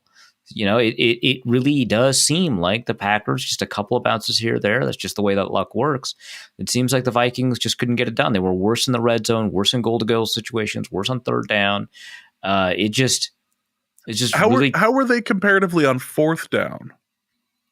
Well, neither team converted a fourth down. So write that down. So jot that down.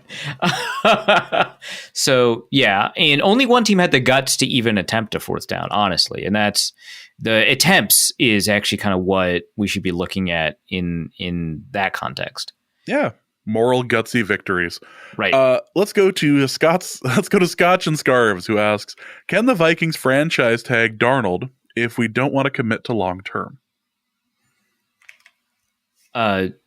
Yeah, yes. I don't know that.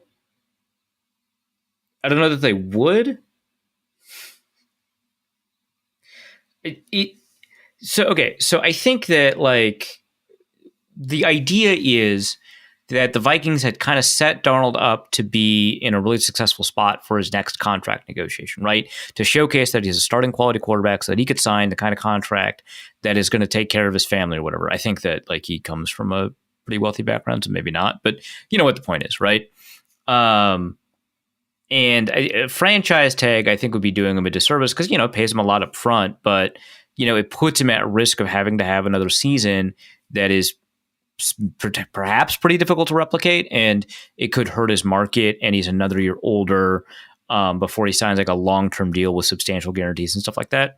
And you don't really want to betray your players' trust like that too often. Like, it is the NFL, it is a business. You do kind of make some promises that you might not keep, but the more often you do it, the more you betray the players' trust, the more difficult it is to build kind of the kind of team culture that the Vikings have very clearly built and is an advantage for them versus the rest of the league.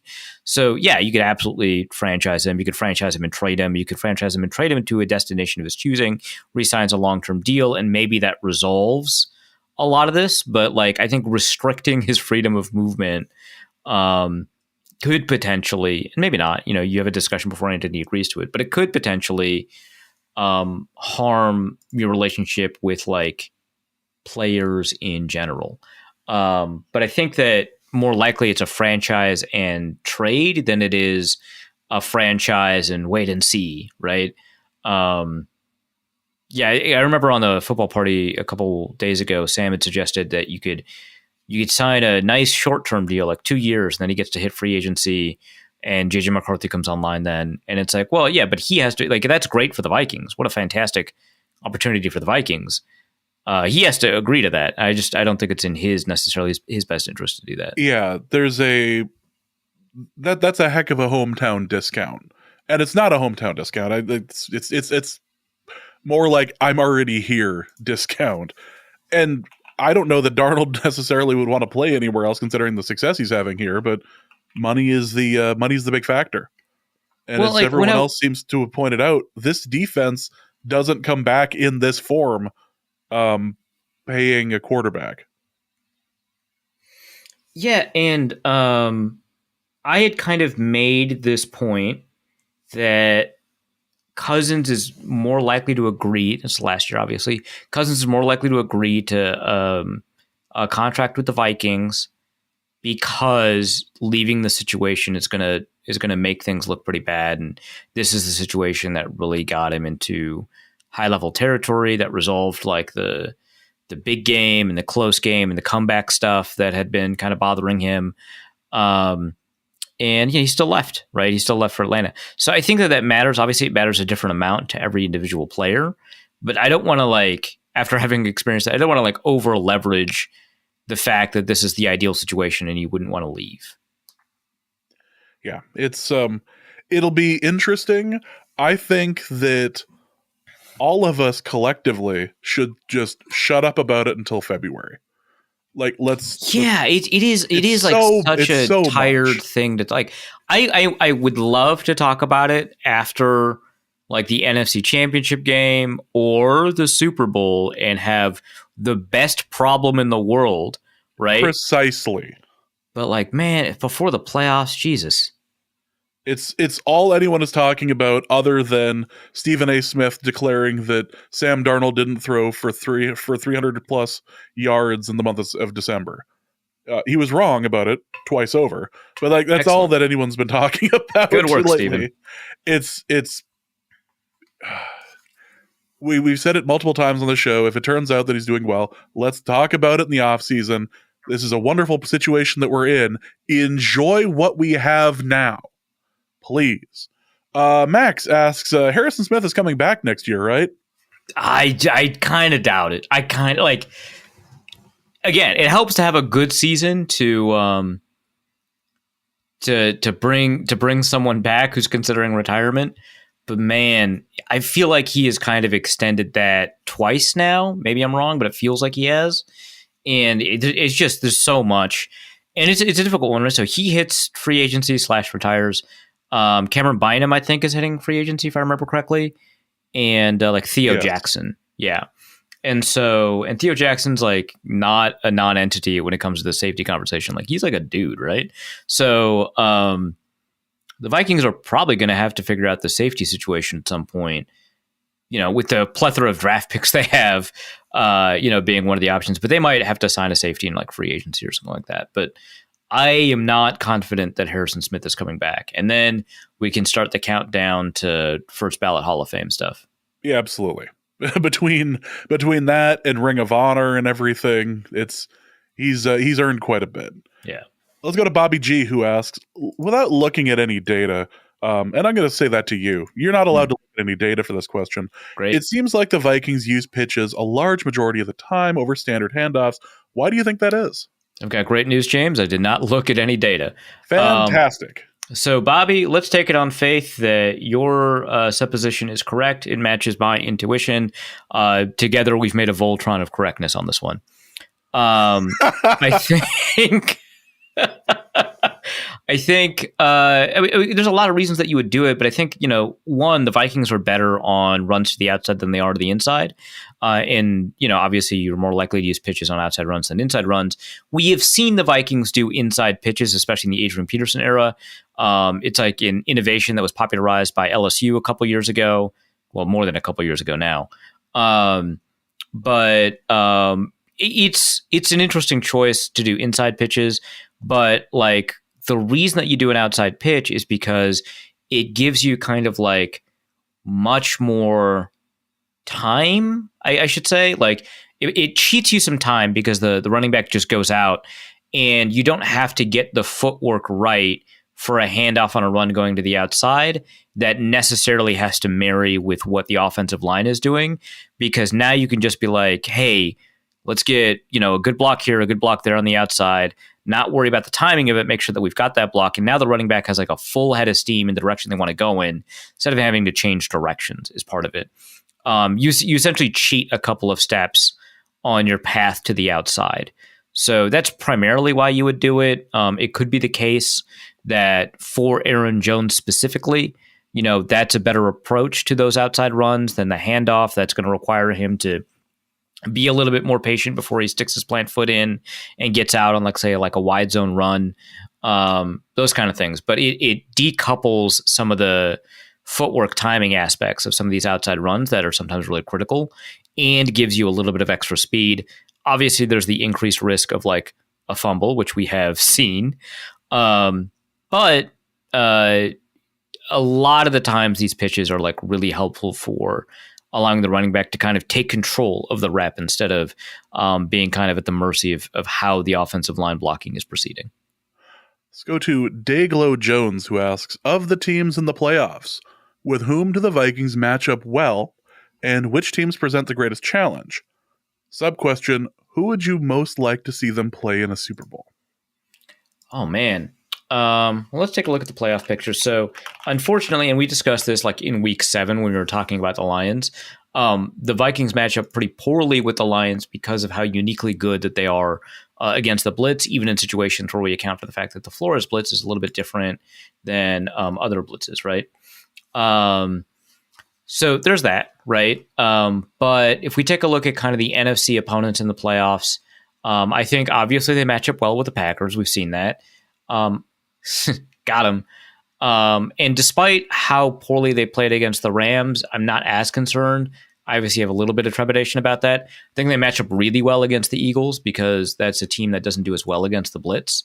And I think offensively, the Vikings just have like more horses, right? Like I think the Eagles have been good defensively, but it seems like in Vikings games, the offensive production is a little bit more contingent upon how good the opposing secondary is rather than the opposing pass rush. Like the Vikings seem to be doing a pretty good job of like dealing with that. So I think they do match up well against the Eagles. Yeah, the Rams, I guess not. The Lions, clearly a little bit less. The Commanders are an interesting one, right? Like I think I want to separate, the Vikings' historical performance against running quarterbacks and think about how this Viking squad deals with it. And I really think that they've got a pretty good job at dealing with that. Obviously, Jaden Daniels is performing really well in a lot of elements of play, but I am not as concerned about like the Terry McLaurin connection. I'm not as concerned about like Antonio Gibson, or I guess he's a Patriot now. I'm not as concerned about kind of what they could do at running back. The way that Daniels throws the ball is really exciting and special, but I think with a rookie quarterback going up against kind of like the array of blitzes that are boutique and unique to the Vikings, I think they probably match up well. Falcons, we know they match up well. They're sort of on the bubble. Buccaneers, I think they match up well. Again, these explosive teams that can just put up 40. That's a question mark. That is a question mark. Yeah, so there's that. As for who I would like the Vikings to play in the Super Bowl, not the Chiefs, and probably not the Bills or the Ravens. The Chiefs seem to be in a very interesting situation where they can't score more than 30. Yeah, but it's also like they seem to figure out how to score enough. Yeah, I don't want to test that. Like this is like a very like I'm in kind of superstitious. I'm worried about the essence of the Chiefs more than I'm about the data on the Chiefs.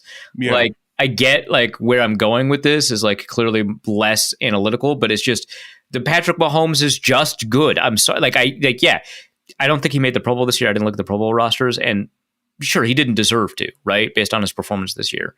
But like, Jesus, I don't want that. The defense of the Ravens would be fun to just toss on all game long. The problem is the Ravens offense is crazy. I don't know that makes it past the second round. Yeah, that offense is a major liability. That defense rather. Yeah, it really major. So too with the Texans, right? Like I don't think the Texans make it out of the first round, definitely out of the second round. But I would love for the Vikings to play the Texans in the Super Bowl. That would be great. So I think that's like the best matchup they could have. I'd Texans number 1, probably Chargers number 2, Steelers 3. Actually, no, Steelers number 2, Chargers 3, Ravens 4, then Bills, then Chiefs. Yeah, like I think that's probably how I'd want to do it. Plus, like if you play the Texans, like it's the first time Super Bowl for somebody at least. That's nice. I guess that's true for the Chargers too. And we know the Bills, but I don't want to play them. So, like the odds of winning a game like we did the year. No, that. I don't want to put Justin Jefferson. There is something special about a Vikings Bills matchup where it's like 2 0-4 teams with like a track record of like tragedy at kicker. Yeah, but like That's absolutely lightning hits the stadium sort of thing. Like, this isn't allowed. Yeah. Let's go to Dustin, who asks, did anything change with Darnold in the last 3 weeks that made us all accept that he'll be back next year? Or is it just the accumulation of evidence? I realized I had accepted it, the fact that, or I accepted it as fact, the moment he hit the TD to Addison, which is not how that should work, but it did. I get it. Like, I feel like it's more, we've all kind of hit these moments where it like crosses the Rubicon, as it were, right? Where like, we're just like, oh, okay, yeah. And it's because of that accumulation of evidence leading up to that moment that allows that moment to carry that weight, right? Like, it's not about just the touchdown to Addison for you, right? It's about the fact that he put up like a 157.9 passer rating a couple of weeks ago, and then also like played well against the Bears, and then like really took it to the Seahawks, and then shellacked the Packers, like all of that, and then you got that touchdown, right? So I think it's that. I mean, I would say the fact that, you know, of the past, was it 7 games? He's had 6 games with a passer rating of 110 plus or something like that. Maybe it's of the past 6 he's had at 5, something like that. But like, it's an absolutely crazy amount, including one with a passer rating of over 150. And I know that passer rating is not that good of a statistic. I've been talking about it for years, but it's a good way as like a quick shorthand to quickly understand, you know, the gravity of these, because we've grown up with passer rating. We know what a good one is. We know what a bad one is. From a other standpoint, like, he's been playing extremely well, right? So I think it is the accumulation of evidence. But for all of us, I think it's all been like these moments that snap into focus what that evidence has provided. And in this case, I think just a divisional win against the Packers to go 2-0 against them for the season, it just feels great. It just feels awesome. And so I think that for like a lot of people was like, okay, we got to talk about this like really seriously. Yeah, slowly but surely people are buying in. Yeah. And we've been encouraging it for months. Like, this team is fun. Have fun with it. Oh, you know, in November, the team's looking good. Get on this thing. Like, this appears to be a different sort of team. Go for it. And now we're here, and now we are in the playoffs and playing for the number 1 seed, home field, all of that. Get in on this. It's super fun. Darnold looks like he is having the time of his life, and this team and this coach, they could go places. Beef Brewski asks, I frequently hear teams described as, quote, physical. Assuming this isn't a synonym for corporeal, which would imply something very strange, isn't football an inherently hard-hitting, violent sport? What makes a team uniquely physical? How does one measure this? I know how they measure it in like hockey, but it's harder in football necessarily to like define it. Wait, how do they measure it in hockey? Like penalty minutes, or? Well, in hockey, so what they used to say was, I'll just use college hockey for an example. Sure. That you know, checking happens all the time. Right. You know, there's checking against the boards all the time. The University of North Dakota hockey team, go Fighting Hawks, used to be the sort of team that would body you, where it looked like they were just seeking out hits, or they were seeking out, like, if one was going to come in on a hit, you had 2, or you had 3. Like, it was a constant like pressure, and it was a kill the body and the head will die. Mm-hmm. Like the teams that's such a good inversion of that. I love that. Yeah, like by the third period, they were like dead on their skates, and it's a, you know, that's how that would like translate as far as another very, very physical sport. Okay, yeah. So I kind of like that. It actually dovetails with how I was going to begin to answer this question, which is like to think about individually how people talk about, like, let's say, offensive linemen, or, you know, I think a good case study of this is like Christian Darrisaw, who I would argue is a more physical, you know, quote unquote, player at the left tackle position than most, right? But in the draft, during the draft, he was criticized for not being as physical of a player, despite being a high level prospect, right? So what does that mean? If he is not allowing very much pressure and is run blocking pretty well, Why are we concerned about how physical he is? What does that mean in the context of what we're seeing on film?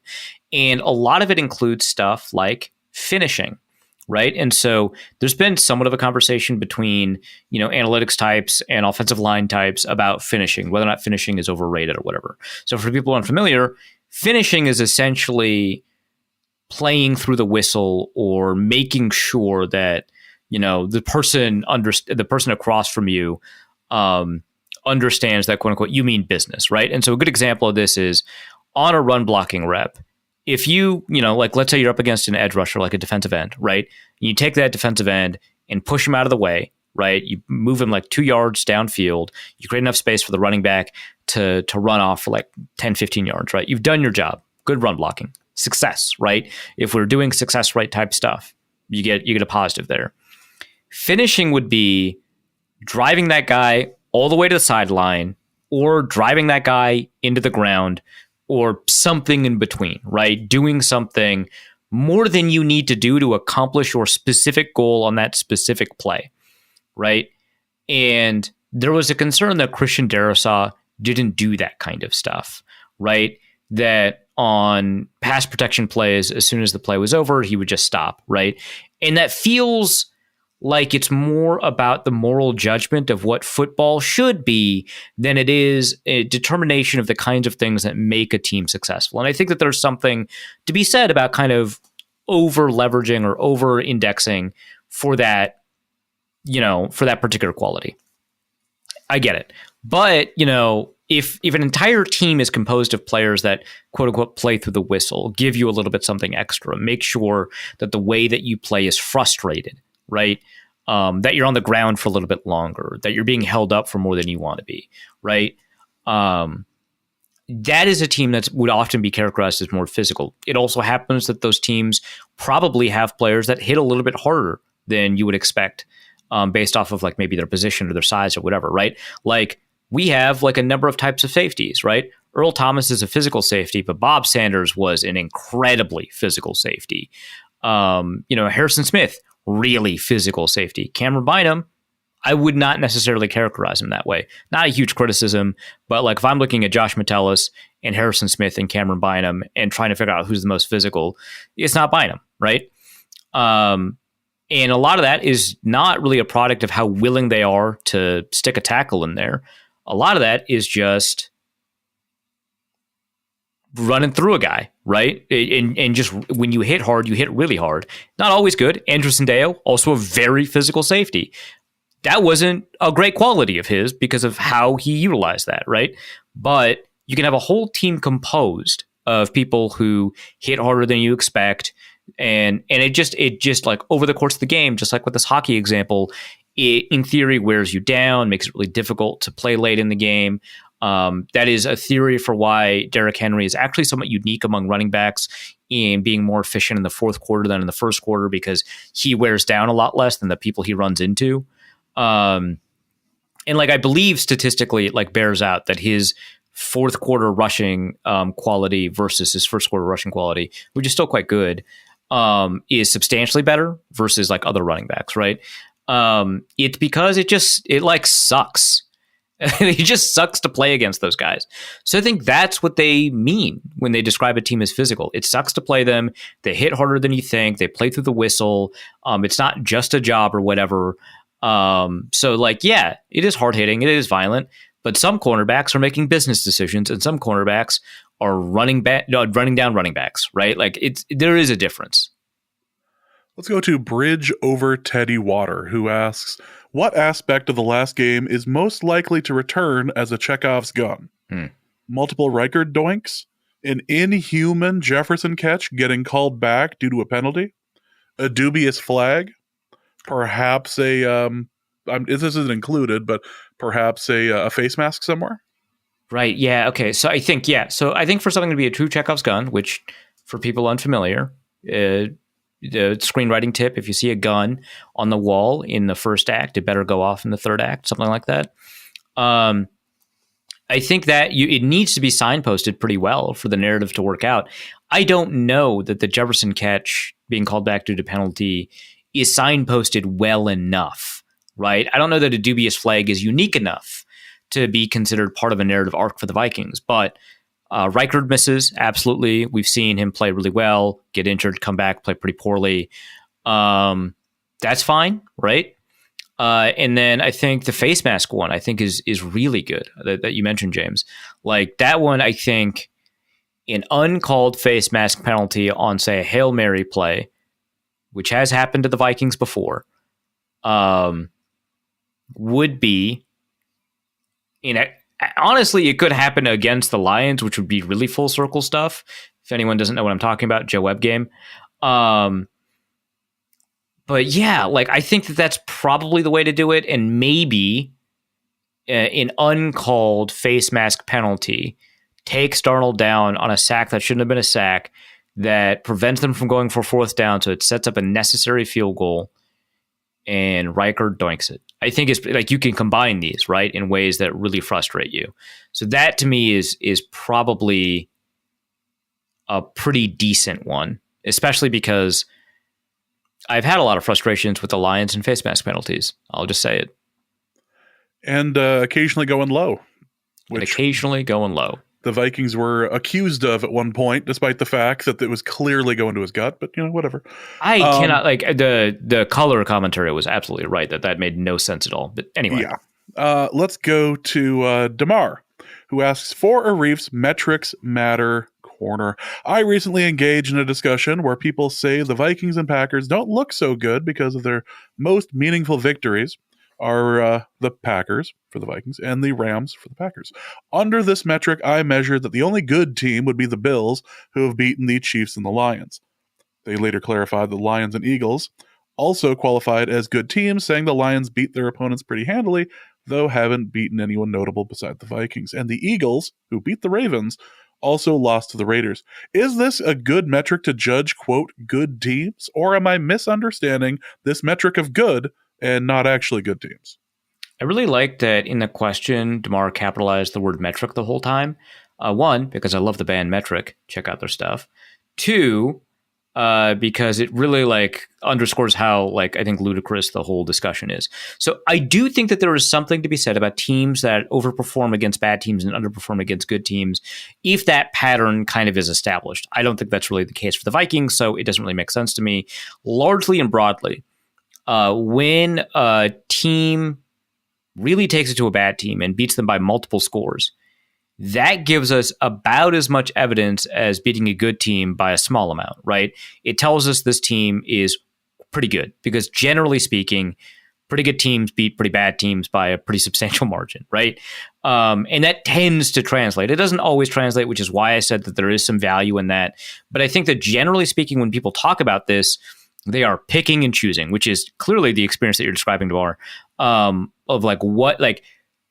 this happens a lot. Like a lot of people will say, I just don't know. I don't understand. But they don't want to say it, right? They don't want to say, I don't really get it. I don't vibe with this team. They don't seem good to me. You don't want to say it like that. So you come up with a reason. Well, they don't have a lot of good wins against good teams. If there aren't that many good teams, no one does, right? But it feels pretty good when you get to have some piece of evidence to point at. Now, sometimes I just say, I don't know, I don't get it, it doesn't vibe well, and then a bunch of people get mad at me, right? And so I get why people don't do it. Like the most recent example is the Hall of Fame stuff. They released the 15 finalists or whatever, and I circled in green all the people that I thought should go in. I X'd out and read the people I thought shouldn't go in, and then I was like, I actually kind of don't know what to do about Fred Taylor here, because I think he might have a good case, but it is relevant that he didn't get accolades and stuff like that. And someone, made the case, and I was like, no, I understand. He has got over 10,000 yards. He's more efficient from a yards per carry standpoint than other members of the 10,000 yards club. But I don't know. It just doesn't click for me. And a bunch of Jaguars fans got really, really upset and quote tweeted that. And I was like, whatever, I don't care. But people don't like it when you say the vibe's not right. So they have to come up with something, and not having victories against good teams or whatever is the thing people go to. But again, there's not that many good teams. So not many teams will have wins against good teams, even if they are also good teams. You don't play them that often. Let's go to Maximilius, who asks, in light of DePaula's third straight Pro Bowl, what, if anything, could a long snapper do to make the Hall of Fame? play at a Pro Bowl level for 20 years straight, switch positions, long snap the ball to himself to kick and punt? I think if Steve DeOssie or what's his name? Patrick Milleney, I think. If neither of them have made the Hall of Fame, it is, and clearly I don't even remember one of the two people that I'm talking about, right? It is pretty difficult for any long snapper to make it. And, credit to Bill Belichick for like highlighting these people, but he wasn't the only one. But like, if you don't have essentially the first like unique long snapper in history, then you're probably just not getting Patrick Manley, right? Or Manelli. Sorry, I just don't know how to pronounce his name. I've only ever read it. If you don't have like with the first like specialist long snapper ever, you're not going to get there. The reason Patrick Manley is good is because he was probably the first long snapper to regularize it, to institutionalize the concept of long snapping as like both an art and a science. Like, he would like, so sometimes when I talk about long snapping, I talk about like how there's a really tight timing window, like 1.3 to 1.6 seconds, that the ball can arrive at the punter, right? Like it's a very specific frame of time. And if it doesn't get there in that amount of time, it's getting blocked or you're screwing up the timing or something, right? And I've also talked about like the number of rotations that the snap has so that when it goes to the holder, they don't have to adjust the laces, right? So there's a very tight timeliness. There's a very tight, kind of rotational inertia. And those are the parts that people don't pay as much attention to as they do the accuracy, which is also actually really tight. It's actually really difficult to be accurate in a long snap. The Patrick Manley was one of the ones who regularized it as like a side, like he counted the number of rotations, right? So that on these shorter long snaps, right, the holder doesn't get the laces, right? Getting it, understanding that punters receiving the ball in certain places makes their punt more efficient, right? So catching the punt at the belt line versus catching it low or high, right? So like that kind of stuff, like he's probably the innovator. And so he was a long snapper for the Bears for a long time. Steve DeOssie was one of the first to ever just be a pure long snapper.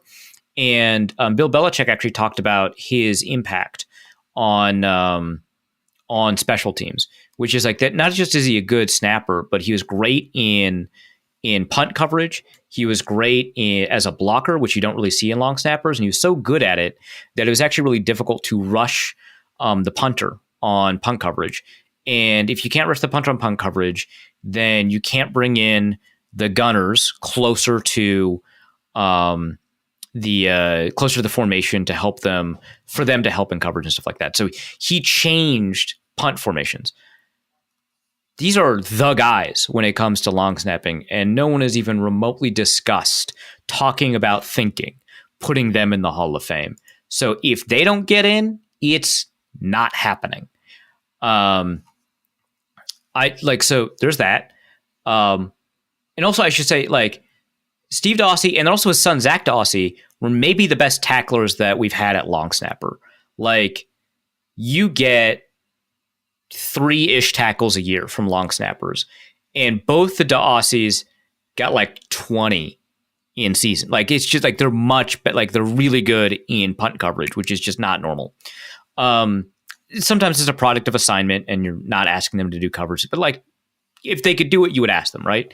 So like if they're not making it, no one's making it. In the modern context for that to happen, they'd probably have to play another position. Like they would probably have to also be a linebacker, right? Which would be crazy, and it ruins the whole point of specialization, and you wouldn't be able to develop the timing and chemistry, which is the whole reason that we have specialization anyway. So it's not happening. Let's go to Cody, who asks, question for our Reefs weekly gawk at Justin Jefferson corner. What restraints would you have to put on JJ to make him a below average receiver? Ankle weights? Lubed hands? Someone else's glasses? I'm convinced he would be league average even if you put him in handcuffs with an eye patch. So I think the handcuffs would be a bigger impediment than you would imagine, and the eye patch would be less of an impediment than you would imagine. Justin Jefferson has the unique capability of being able to switch his dominant eye. a thing I did not know I would ever learn about a single athlete ever. I've mentioned this on the podcast before, I think, James, right? Yes, correct. Last episode. Oh, okay. Then yeah. So just refer to the last episode. So I don't remember all the podcasts that I bring this up because it's a crazy fact. You talk a lot. Let's just be honest. It is a crazy fact, though. So I don't think the eye patch is all that relevant. Obviously, being able to only throw over one shoulder would limit him. The handcuff stuff, though, is important, not just because it changes like his separation and prevents him from doing one-handed catches and stuff like that. That would suck. But also, like you use your hands a lot when you're route running, a lot of times for balance, a lot of times for like impact loading and stuff like that. Like, it is tough to run a route in handcuffs. I think if you put him in handcuffs, he would be a below average receiver almost certainly because he uses his hands a lot as a route runner. Like, I think it would, like, you know, all of the, you know, glorification of Justin Jefferson and everything that he can do is amazing aside. I think the handcuffs would severely limit him. Ankle weights, probably not that much. And then, of course, once you take him off, you know, not that I've watched any anime, but he's the guy from Dragon Ball. Lubed hands. Maybe, I mean, like, obviously you're talking about like lubing the gloves, and then you have to use the correct liquid on the gloves because stuff that's a lubricant on skin may actually increase tackiness on certain surfaces. Something to keep in mind in other activities that are not football. And some lubrication can actually degrade the quality of the materials that you're using. Again, just kind of generally something you should think about. Yeah. Do your research is what Arif is trying to tell you here about lubricants. Yeah. Just, you know, kind of generally, I know a lot of you who are listening are in like manufacturing, right? So something to keep in mind. One of you's a literal rocket scientist. He's also speaking to you. You're right. Exactly.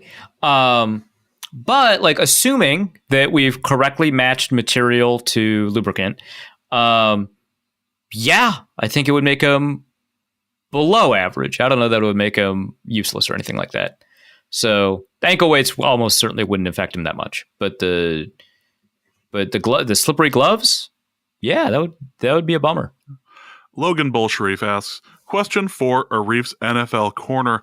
How was losing Sunday's game actually a Super Bowl win for Green Bay? Because as a result of that, they got the opponent they wanted in the wild card, which I actually don't know who that is yet. But they do, and they're playing 5D chess, and they're getting the guys that they wanted to face in the wild card because they can't get the bye, so they just need to maneuver which wild card matchup they get, and they got the better one probably because they have a plan for, I don't know, the Eagles? Is that who they want? Sure, that's who they want. Justice was trying to convince people that they can beat the Eagles, so. I mean, the Eagles are frauds, I get it, but, you know, like, would you... Like, instead of the Falcons? Like, are you sure? As far as the Eagles are concerned, like, the fact that we know the name of their head of security for, like, the last 2 years is not a good sign. Like, why do I know the name of your head of security? I don't need to know about Big Dom. It's bad. So, like, I get it. So, but, like, that's it, is that they strategically lost to produce a better matchup in the playoffs. Yeah, that. Let's go to Scam Darnold. And while we're talking about the vibes here, Scam Darnold, when do I break out my Teddy Bridgewater jersey? This week for the playoffs? Is it cursed and I can never wear it again? Please help because I asked in Luke Braun's mailbag and he ignored me because he is a bad person. He is a bad person. Really trying to, like, that was the thing that put you on top for this. Yeah, no, that's why your mailbag question was included. Yeah, Braun's a bad person. And actually, you shouldn't listen to him in any context unless he writes for White Left Out Football. The Teddy Bridgewater jersey should not be out this week because he is currently a member of the Detroit Lions. Like, he signed like 2 days ago. Like, don't do that. Yeah. But in any game where he's not a member of the opposing team, I think it's fine. I think it's a good jersey to wear. Like, I think it fits the vibe and the ethos of this particular team. Of like belief and character and like locker room culture. And this guy wasn't supposed to make it. Like, it fits the vibe. So I think you can wear it in other games. I don't think that there's like a vibe associated with like the bad parts of the Bridgewater stuff. Mm-hmm. I think it's mostly just positive. So you can wear it, but not this week. Yeah, this week could be a little awkward. Although it's worth noting that the Lions are like not just 100% in this season, but like they're bringing in a locker room guy right before the playoffs. It's outstanding. That's really, that was my only thought. It was like, wow, they are okay. That's and we didn't get a chance to talk about this because we've been off a little bit. But he finally talked about the knee injury to the point where like you could kind of pinpoint when it happened. Like that was wild. Yeah. So there's a Teddy Bridgewater interview that was done fairly recently where he was discussing like he believes he got injured like right before the injury to him. He believes he got hurt in the preseason game shortly before that, and then his knee he just felt off. Just felt a little weird. And then he played in practice, and that's when everything fell apart. But he was confident he tore it a couple days before at the game when he was playing out of his mind. Yeah. Just unreal. Worth checking out.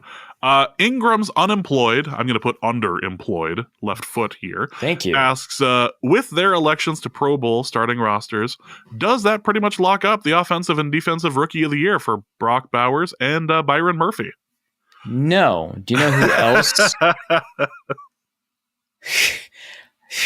Sorry, you laugh so much. Do you know who else made the Pro Bowl his rookie year? Justin Jefferson. Do you know who didn't? Justin Herbert. Mm-hmm. History is not good. Yeah. History sucks. And mind you, Jefferson made it as a reserve that year. I don't know if Byron Murphy, the second, or junior, or Brock Bowers made it as starters or as backups. Because I haven't looked at fine, I'll just look at the rosters because I've been talking about this. Fine. You people made Arif look this up. 2025 Pro Bowl. Ignore the fact it's his job, but I see. It's a Pro Bowl. Who cares? I have tried for years to make you cover the Pro Bowl with me as a serious thing, and each year you refuse. Yeah, that's crazy. Wow, that's wild. Tell me more about that. It's a trip to wherever the Pro Bowl is, and we treat it with a ridiculous amount of seriousness. Hold on. Byron Murphy made it as a starter? That's what in the world? Yep. Sure did. CJ Ham is the alternate, or CJ Ham, I guess, is right behind Juszczyk again. Okay. Yeah. You know what? Whatever. Fine. Crime. Actually, that Juszczyk catch was really good. It was good. I will give credit there. Okay. I mean, I found out on the First Bite, the Lions podcast I was on, I found out that Kirby Joseph did not make the Pro Bowl when they just kind of offhandedly mentioned it, and Brian Branch did. And what a joke of the whole, I understand that people are upset with Kirby Joseph. I don't care. There are only two good safeties in the NFL this year. They're both in the NFC. They're Xavier McKinney and Kirby Joseph. That's it. Who made it? Kyle Hamilton, I understand. I get it. But it's not a good year for, okay. Anyway, you all did this to me. You all made me look at the Pro Bowl rosters.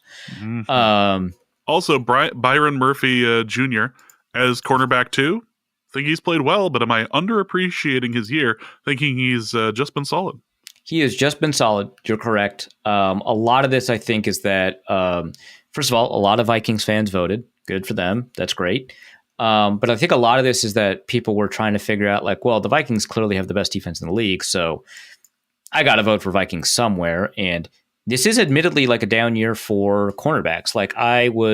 I'm writing my MVP piece. And I'm like, hey, if I'm going to be, if I'm going to actually talk about the MVP in the context that I always talk about it, which is that we should expand it to be beyond quarterbacks, let's take a look at who the actual good cornerbacks in the NFL are this year and have that discussion. And I thought about it and I looked over other people's lists. Of course, I looked at the PFF stuff and all that. And it's not a good year for cornerbacks. So this is the year that you're just I don't know, it's the best defense in the league. Let's put that guy in. But yeah, I don't know, man. I get it, but I don't, I guess is the best way to put it. Like, if I'm looking at cornerbacks that have at least like 900 snaps, which of which there are not that many, right? Almost all of them that are good are in the AFC. You're going to end up with basically just three corners who have a positive PFF grade, which is very much what it looks like the Pro Bowl stuff is, from the NFC. And it's Devin Witherspoon, Jalen Johnson, Byron Murphy. And when I looked at the Pro Bowl roster, which I've already closed out of, I think those are the three from the NFC. So that's tough. I think it's probably just like a weird year at cornerback where there's none of them were good enough for me to put in MVP consideration when I decided to eliminate the positional consideration. Next question is from Sam, who asks, for Arif's psychological warfare corner, in his post-game press conference, Matt LaFleur credited the Vikings for, quote, playing more man than we anticipated. Number one, how might the Vikings' unexpected use of man coverage disrupt the rhythm of an opposing quarterback like Jordan Love? Could this unpredictability become a psychological advantage in future games? And number two, how much of this falls on the coaching staff's game planning versus the player's ability to adjust mid-game? So I'll answer the second one first. I think that there is a pretty decent argument to be said that there is something on the coaching staff for not game planning appropriately, because this is not the first game the Vikings played surprising, quote unquote, surprising amount of man coverage behind their blitzes. Like, that is something that they've been doing for a couple of weeks now. And the first person I saw talk about this, and I think I've referenced this before, is Matt Freeze over at Freeze Football. I think it's pronounced Freeze. It's spelled Fries, so sorry. It's Freeze. We've had him on the show before. Okay, great. I don't remember stuff. He's the first person I had noticed talking about this. And then, of course, the game that he was talking about this, and he was referencing the fact that it occurred in the previous game, is the first time we heard an opposing coach talk about it, which was not this Green Bay game, but I believe a week ago, which means they've been doing it for at least 2 weeks, playing in man coverage is substantially higher percentage than before, right? And so you should probably just be prepared for that. But I do think that because a lot of this is indexed off of like our last matchup and the last 4 weeks is usually like how coaches do the scouting, I can see why, like, in combination, that seems like a pretty low percentage of things, or percentage of like defensive snaps. But like, you should understand that the trend is happening. And so that is, but I think primarily it's on a player's inability, or even the coach's inability to adjust mid-game. I think that when you notice that, you need to start kind of scrapping some things and moving some things up the priority ladder and stuff like that. So that's that. As for the unexpected use of man coverage, it is, I think, it depends on the quarterback, right? But it is a frustrating reality that in the 2 seconds you have to make a split decision and you have a plan for like what's going to happen. And it happens the exact way you think it will and then doesn't. It is a really disruptive event. So it's like, okay, I've been planning, all week, right, for this specific blitz that the Vikings have used maybe 6 times all season, right? And you got to do it for like the 19-20 blitzes or whatever, right? But like the Vikings have used this blitz, a certain number of times all season. I'm very prepared for this. They rotate this guy this way. They bring this guy into this gap. They rush this guy this way. And these are the 6 or 7 rushers that they bring, and this is how we're going to block them up. And I know what that coverage looks like every single time they run this blitz. Is the same coverage every time. And so I'm going to take it to the post because it is a middle of the field open safety and it's a zone. And it happens exactly like you imagine, right? The defender motions across with the offensive player. It signals kind of a very similar look. They line up in the gaps that you'd expect them to. Someone creeps up to the line of scrimmage in the exact same way they did the 40 other times you watched them perform this blitz. And, they're aligned exactly how you think. And then as soon as the snap happens, all of the people that you expected to rush do rush. And then you look up, you've got 2 seconds now, right? The first half a second was spent receiving the snap and checking out the coverage or checking out the rush. The next 2 seconds, you're looking up and you're seeing the rotation of the safeties, and it's wrong. Now you have 1.5 seconds to figure out what the hell to do. That sucks. We've been seeing it all season, and it's been glorious. Yeah, so that is pretty disruptive. It is kind of difficult to keep leveraging that into the playoffs as you keep on putting that on film. But that destabilization of expectations is always going to hurt someone's ability, but it really depends on the individual quarterback whether or not that response is panicked or methodical or creative or whatever it is, right? And so I don't know how much of a psychological advantage it can be in future games, but it probably will be one. Let's go to our next question, which is going to be from Jack, who asks, of the teams sacking their coaches next week, which one matches Brian Flores' scheme? To my eye, it's only the Giants who have the personnel and scheme compatibility, unless the Patriots decide Mayo is a one and done. Yeah, so I think, it really depends obviously on who it is. I've seen a couple of people mention like Zach Taylor for the Bengals, which I don't really expect, right?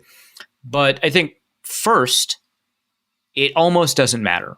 Like, I don't think it like bringing in that a coach will make a decision just based off of whether or not the personnel, is great. Like, largely, like a more talented team is going to attract a better coach. Like, that is true at a global level and also very true with the quarterback, but not really any other position.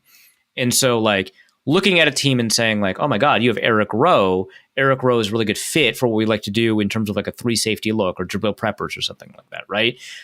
I think you just acquire guys as the season, like as the offseason goes on, more than you like go with a team that has like a good setup for what you do schematically. Like, I think that matters a lot less. That said, I actually don't think the Raiders are a bad fit defensively for like what they do, and it very much seems like Antonio Pierce is gone. I think that like having players like Divine Diablo, which elite name, right? Like, we got to get past that. But like a linebacker safety hybrid like him seems to be kind of like what you are expecting out of like a Josh Metellus, who I think is, and Josh Metellus is a really good example of what I'm talking about. I don't think there was a Josh Metellus type player on the Miami Dolphins, even though they both ran 3 safety sets, right? I think you create these kind of situations for them. I think he would be able to use Tyree Wilson pretty well. I don't know that he'd get a lot out of Caleb Chason, but like, I think that there are a couple of players here that could fit what they might want to do. Trevon Moehrig, I think Isaiah Polamau. I think some of these players could fit what he does if that's kind of the direction that we want to go in. But I primarily, I don't think it matters that much. I think that they just like will acquire and then adapt and tweak and change what they do in order to kind of match the players that they have. Let's go to Tommy Gunn, who asks, as we all know, Justin Jefferson is still upset Cousins was allowed to walk and is obviously requesting a trade behind the scenes. And since Darnold is the future of the team, should the Vikings package the injury-riddled McCarthy with Jefferson for extra draft picks? We're going to go off the rails starting real quick. Yeah. You have to, right? The Vikings only have like 3 picks or whatever, right? So, no, don't you dare, James. Don't you dare. Okay. Sorry. James and I had a discussion about deleted questions that I do too much work on. And I saw him cut and paste to move a question around and it looked like a deletion. I was getting upset. Whatever the question was. Yeah. Trade. The Vikings don't have draft picks. McCarthy and, I don't know, Jefferson? Sure, do it. Let's go to, I'm glad that you freaked out there. I was going to make a comment about it, and then you noticed it immediately. So let's go to Arif's favorite question of the episode. It's not even my favorite. I just spent too much time on it. His favorite question. Room Bull Sharif asks, for Arif's field goal kicker corner, who is the sexiest kicker, place kicker in the NFL today?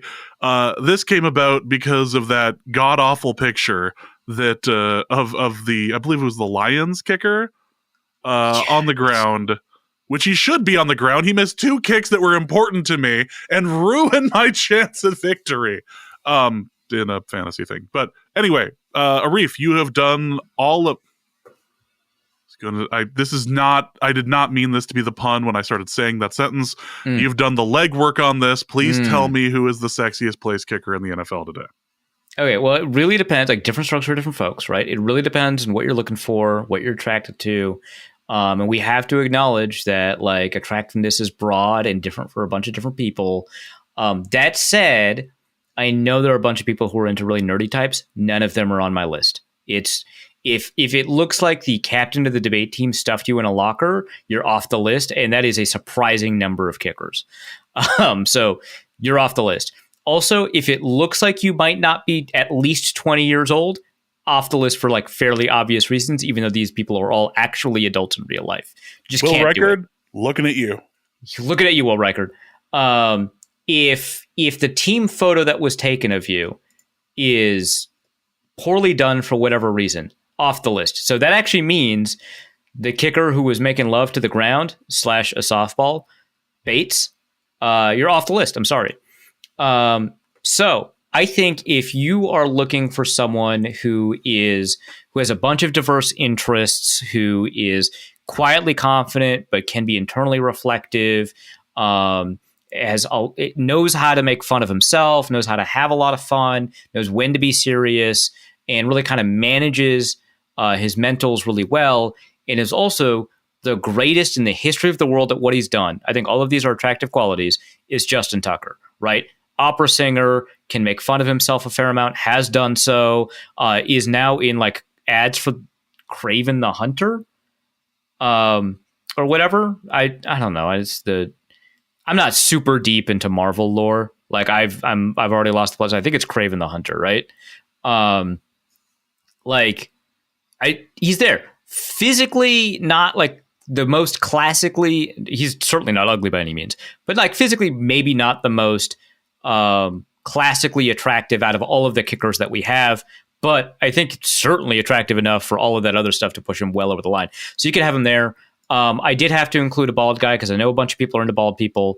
Not saying how I know that.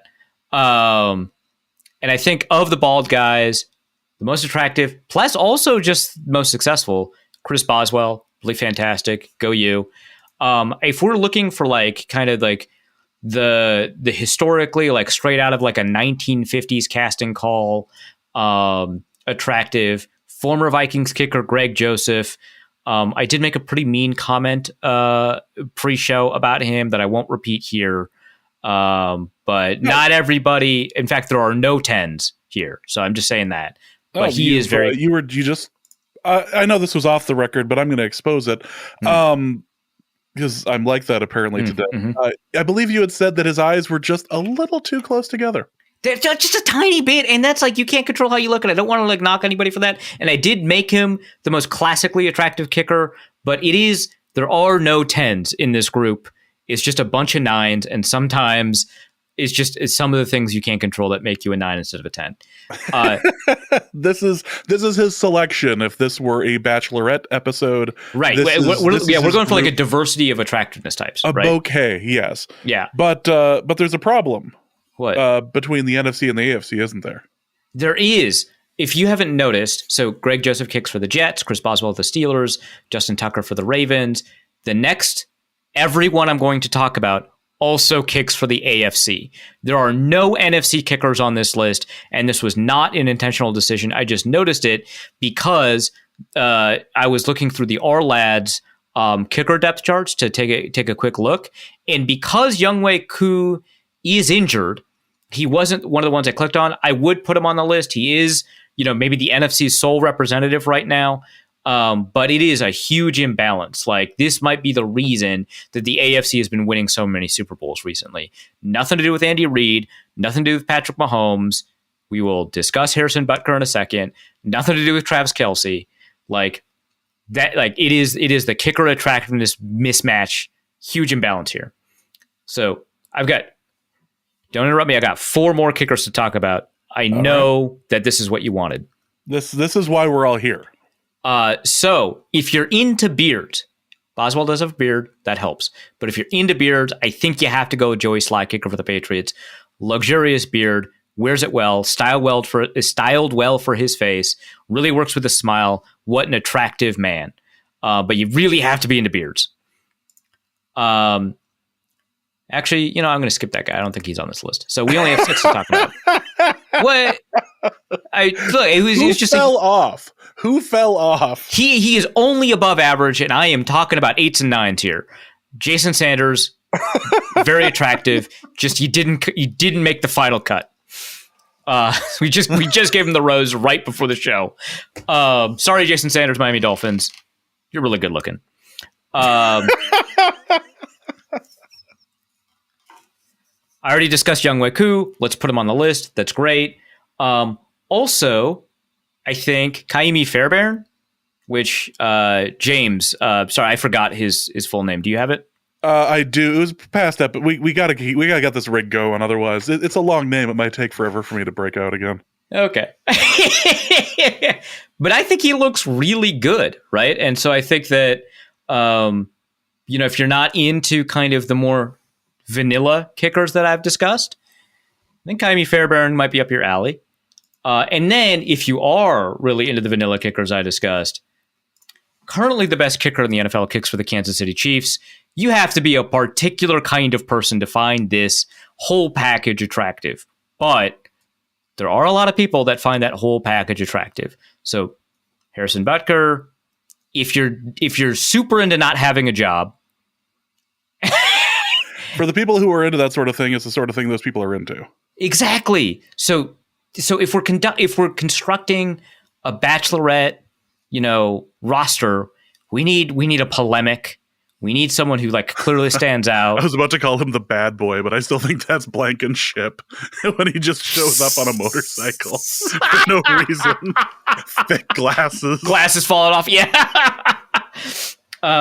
So if you're into it, Harrison Butker, not a bad face, but you got to be into the whole thing. Otherwise, you're not going to be into it at all. That is an impressive breakdown of a topic I bet you didn't think we were going to cover, but we did on Norse Code. Yep. Remember that when this gets clipped out of context. Great. Also from Room Bullshit, if we have fully gone off the rails, if that didn't... Have we? No. I mean, it was technically about football tangentially. Yeah. For James's marriage corner, how long should a marriage last before separating so it doesn't feel like the marriage ceremony was a giant waste of money? Is there a formula for time to cost for family wealth? No, I'm not going to be coming up with a stat on that. How long should a marriage last before separating so it doesn't feel like the marriage ceremony was a giant waste of money? There is no official thing, but I believe I covered in the Patreon bonus thing that you do want to have enough time where it doesn't feel like everyone's like, oh hey, we're back this year for the second round or something. So for a second marriage. So however long it is before people are like, you just again? shouldn't spend that. You shouldn't spend a ton of money on the marriage, or rather, let me take that back, on the ceremony. On the ceremony, let me be perfectly clear. The ceremony, you shouldn't spend a ton of money. Yeah, I love the happily married James saying you shouldn't spend that much money on a marriage. Outstanding. Yeah, the happily not. I'm in no way am I married. That's not how any of this works. That was the joke, James. I'm familiar. I just, in case you are new to this particular show, no, that is not how any of this works. Nolan Kaler asks for Arif's online corner. What does it say about the power of the Norse code curse? That Barry Weiss was my first suggested follow on Substack, and that my first follow on Blue Sky was from an anime artist. Man. So I don't think that the Substack thing is a curse. I think that's a thing Substack did on purpose, and I'm sorry. I do not control the platform that controls my livelihood, it turns out. Also, Blue Sky, same thing. I don't control the platform that controls my livelihood, it turns out. Your first follow, so it sounds like who followed you on Blue Sky was an anime artist. That sounds like a decision that you made. Maybe not on purpose, but certainly the way that you posted maybe suggested to this anime artist that you were the kind of person that they wanted to get to know. What was really funny is that this post was labeled as spam by Blue Sky, by the way. Hell yeah. Which I had to click a little button to uncover the spam part of it. And I think his reply after that was, and what power do you have to mark this as spam? Amazing. Love it. So that's a thing. We'll go to Deez, who asks, for Arif's an invariable hell corner. I take no pride in creating and fueling the 2024 bit of sumo upon Norse code. It had to be done. For 2025, do you want to play a game? Oh, Insert the Jesus. saw music. One of these bits must be selected by the end of this episode. Mailbag questions will continue thereafter. Your choices. Sumo, again. Competitive Pokemon VGC.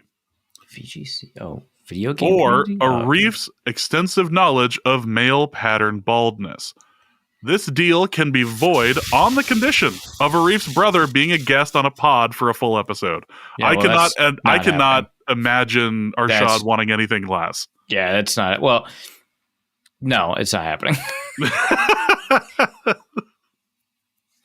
So, sumo, competitive Pokemon, or Arif's extensive knowledge of male pattern baldness. So I personally know someone who is into the competitive Pokemon scene. So in theory, I might know as much about that as I do about sumo. But I watched unprompted, not for the bit, a YouTube recommendation to me, which we all know why YouTube recommended to me. It's because you're all making me do this research. By you all, I primarily mean D's. On why the January Basho rankings were screwed up. And it was just a guy ranting about 2 or 3 mistakes out of the whole roster lineup of why the rankings were screwed up.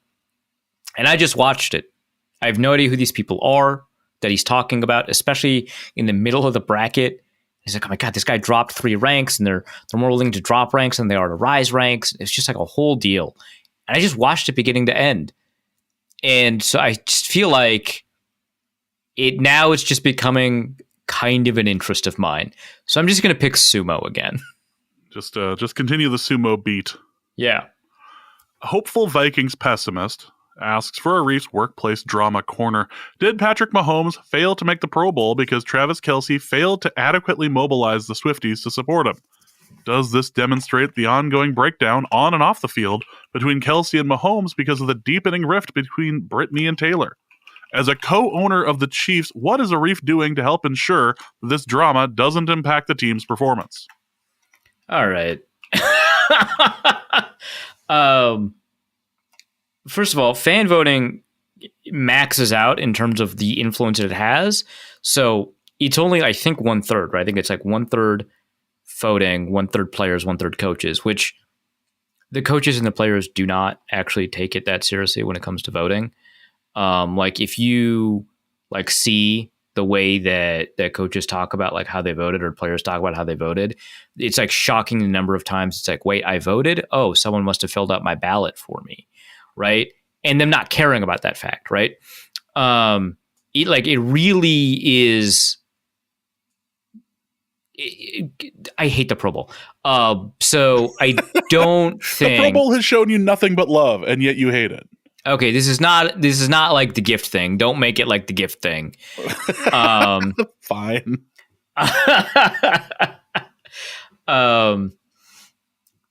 I don't think the Swifties failed to rally appropriately for Mahomes, and fine. And if they did, great. It just means that like they're narrowing their field of what is the special interest with regards to like football and Travis Kelce. Great. Cool. What am I doing to ensure that this drama doesn't impact the team's performance? They're 15-1, man. They'll figure it out. They're fine. They'll somehow make do. Football's Misandrous Niche asks, for Arif's neo-reactionary corner, which result in the upcoming Super Bowl will make the collapse of society more efficient, therefore bringing in a neo-feudal age as theorized by Moldbug and Land, probably ruled by your close associate Peter Thiel as benevolent philosopher/king. Okay, I don't know if this is a shout out or desire for you to seek help, Football Misandrous Niche. But knowing specific figures of the Dark Enlightenment is such a problem. And I also clearly immediately recognized like Mencius Moldbug and Nick Land in your, and I don't like that I did and that you did and that we're here talking about it on a podcast. So please seek help. I know I won't be doing that, so you got to do it for me. This is and bad. We've already covered that you don't ask your therapist questions from our listeners. Like we don't go like we don't. Yeah, that's exactly. So, which Super Bowl will allow for a neo-feudal accelerationist scenario? It's got to be the Bills-Vikings because one of them has to win, and that would lead to a collapse of society because it's not really in the cards that either of them should win, and it is like, dividing by zero at that point.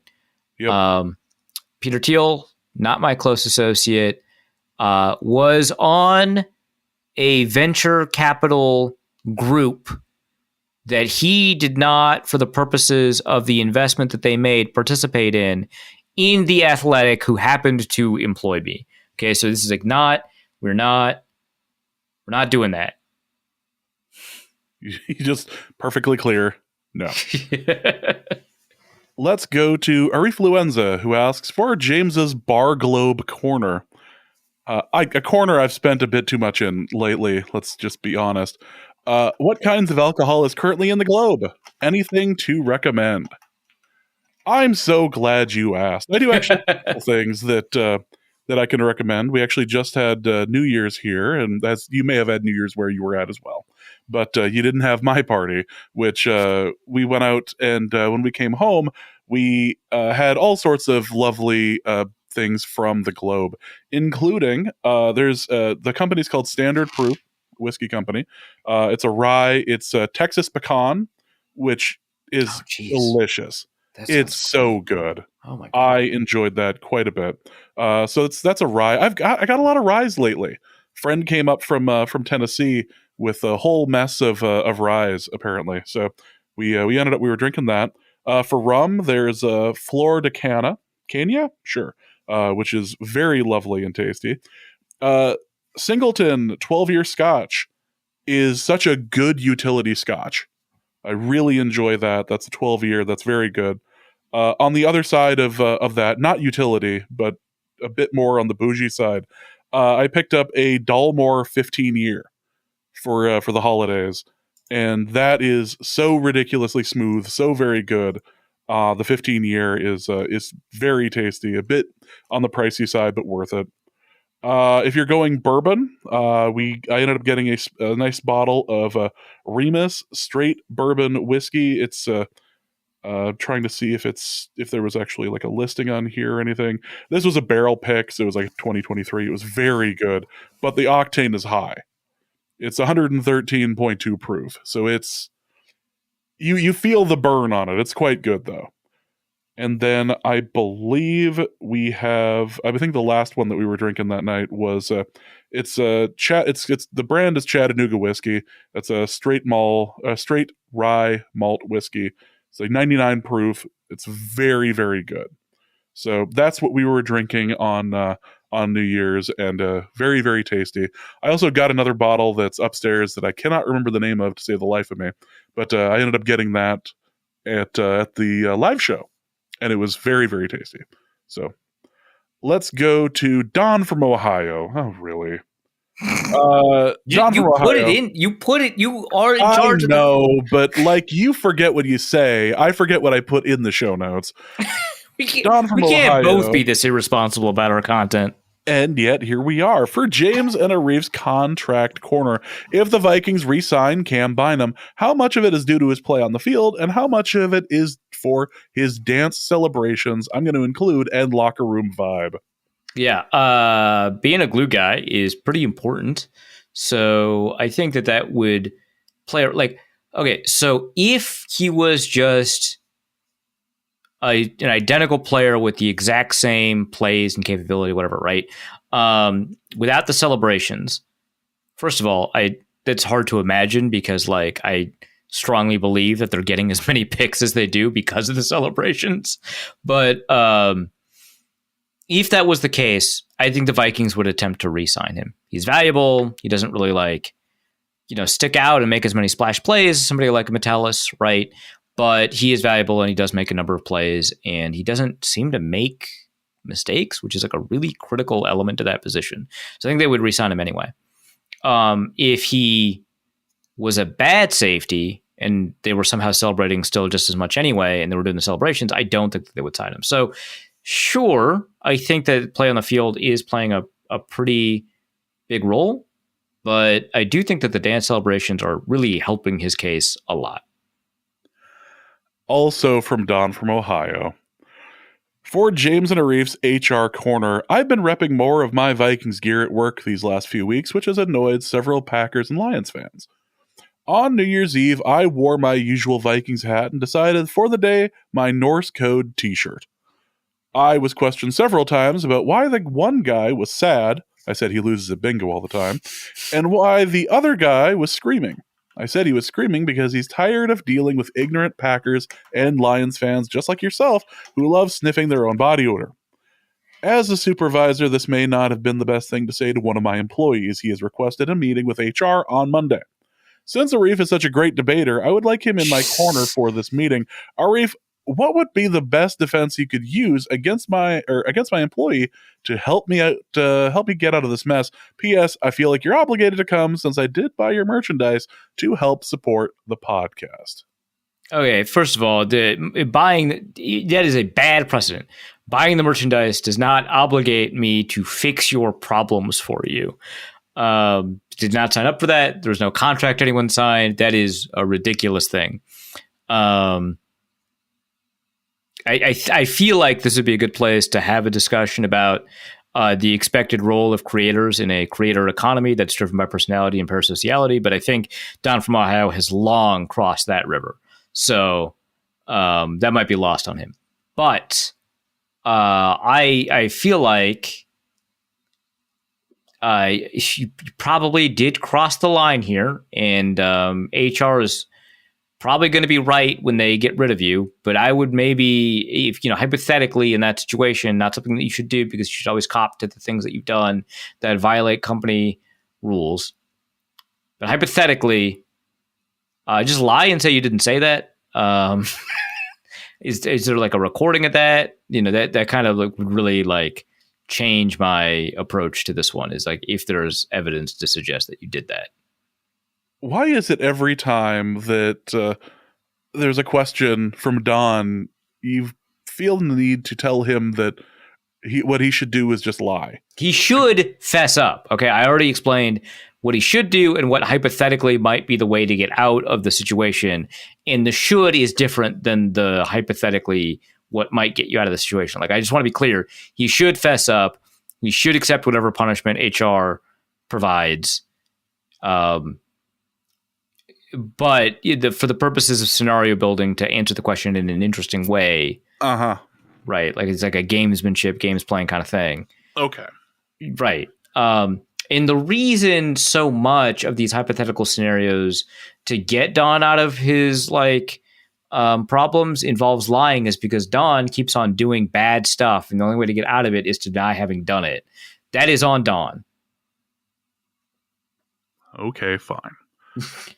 Let's go to Alex for the final questions of this episode. First, he asks, for Arif's beekeeping corner, I've heard a lot of talk about a Darnold hive this season. If Sam was a bee, what kind of bee would he be? Furthermore, what other players or coaches would serve important roles in the Darnold hive, such as drones, worker bees, etc.? Now, I want you to note, nobody said anything about race here, so we're not. I wasn't going to answer it like race. I was going to say he'd be worker bee, right? And Kevin O'Connell would be the queen bee, which is still an odd situation because apparently Darnold is allergic to bees. Is he? Did you not see? He did this little interview that got posted on Viking social media where he was giving he had a minute to answer a bunch of questions, and when they asked about allergies, he said bees. I'm surprised no one sent that to me. Interesting. I got a million things of it sent to me. That's I'm incredible. Astonished you didn't. That's incredible. Yes, I got Sam nothing. Darnold, apparently allergic to bees. I will send it to you to put in the show notes, but this is absolutely a thing. Yeah. Okay. Interesting note. Yeah. Kevin O'Connell, Queen Bee, Darnold, Worker, Flores, Worker. I feel okay. So I feel obligated at this point to make everyone a Worker Bee because the drones die, right? Like that's. I'm going to look this one up. Hold on. I mean, we all die technically. But Sure, the drones die way faster, I guess is what I was getting at. there we go. Drone bees versus worker bees. This is just to refresh my memory. I'm obviously an apiary You expert. being a content expert on the Right. subject. Yeah, no, it's just like, it's you always got to check. Yeah, no, the drones, they don't live the most wonderful life in the world. So, yeah, everyone's a worker bee. What's that one episode of Doctor Who? This time everyone lives or something like that? Yeah, this time everybody lives. Yeah. Yeah, This time that goes everybody lives, poorly yeah. for everyone, by the way. What are you talking about? You stopped the London Blitz thing, right? Like it's fine. Yeah, there's there's more stuff that goes on with that. Also, to finish up, for the Vikings linear Super Bowl trophy corner. After our win yesterday, the Vikings hold on to one linear Super Bowl trophy. The others are held by the Bills with 1 and the Rams with 3/4. Several teams have yet, this is explained, several teams have yet to ever possess a Vikings linear Super Bowl trophy. My question is, which of these teams will be the last to hoist the Vikings linear Super Bowl trophy proudly above their heads? Note that my system for the VLST is that it decays in value by 1/2 after each season. When teams tie, the trophy splits into equal parts, and if the Packers were ever to win the trophy, it ceases to exist. The list of teams that have never had a Vikings linear Super Bowl trophy are the Chicago Bears, Atlanta Falcons, Carolina Panthers, New Orleans Saints, Arizona Cardinals, New England Patriots, Tennessee Titans, Indianapolis Colts, Los Angeles Chargers, and the Las Vegas Raiders. All the best from the Minnesota mathematician. I expected more AFC teams than that, and fewer NFC teams. That's surprising. Also, James, you did not include the text of this question in the show notes, so I can't refer back to it when I'm trying to answer. And this is just my way of saying, what was the question again? So the question that I may have just copied and pasted to you. No, you just gave me the teams. Well, fine. I mean, if you want everything, if you want to be greedy, I can do this too. Fine. Whatever. I don't care. So the question is, which of these teams will be the last to hoist the Vikings linear Super Bowl trophy proudly above their heads? So I think the opportunities for an NFC team to hoist it really high. Like there's just a number of opportunities. So on a long enough timeline, the Bears will beat the Packers. Right, exactly. Right. Shakespeare and monkeys, all that. Et cetera, and so on. So of the AFC teams, Patriots, Titans, Colts, Chargers, Raiders, who is the least likely to, pull off like a win against somebody on an NFC who would end up with the trophy, et cetera, right?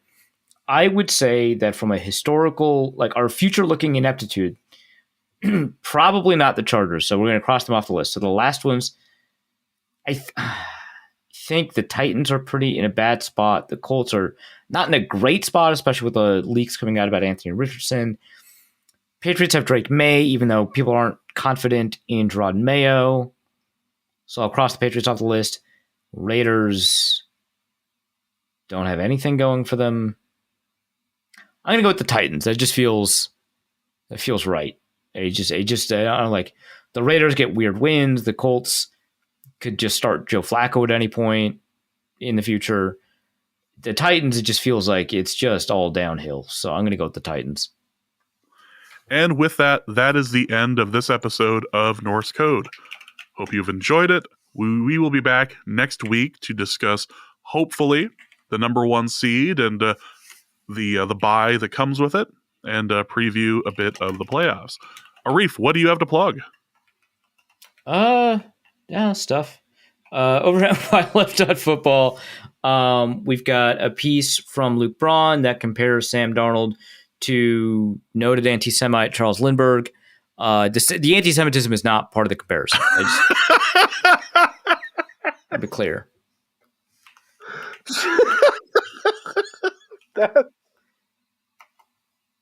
I mean, was my description inaccurate in any way? I didn't say that.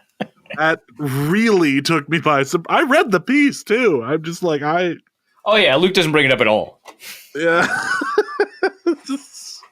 What a thing to all right.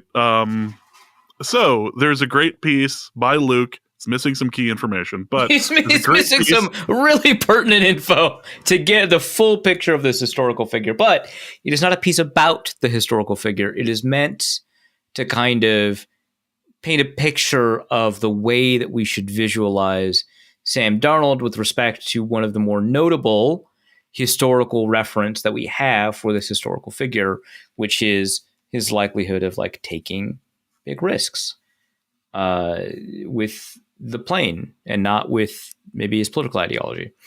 So that's that. It's a well-written piece. It just is missing a key point here or there. When Luke pitched this to me, I was like, I'm really excited to see where the anti-Semitism comes from. And he's like, oh, right.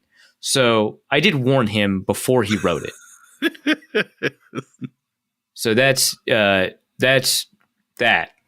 So check that out. Oh, also over at Wide Left, my most popular piece in probably a month, I don't know, is the piece saying that you should open up your hearts, be vulnerable, let the Vikings hurt you. This is the time to kind of put your reservations aside and believe so that you can kind of live the full life that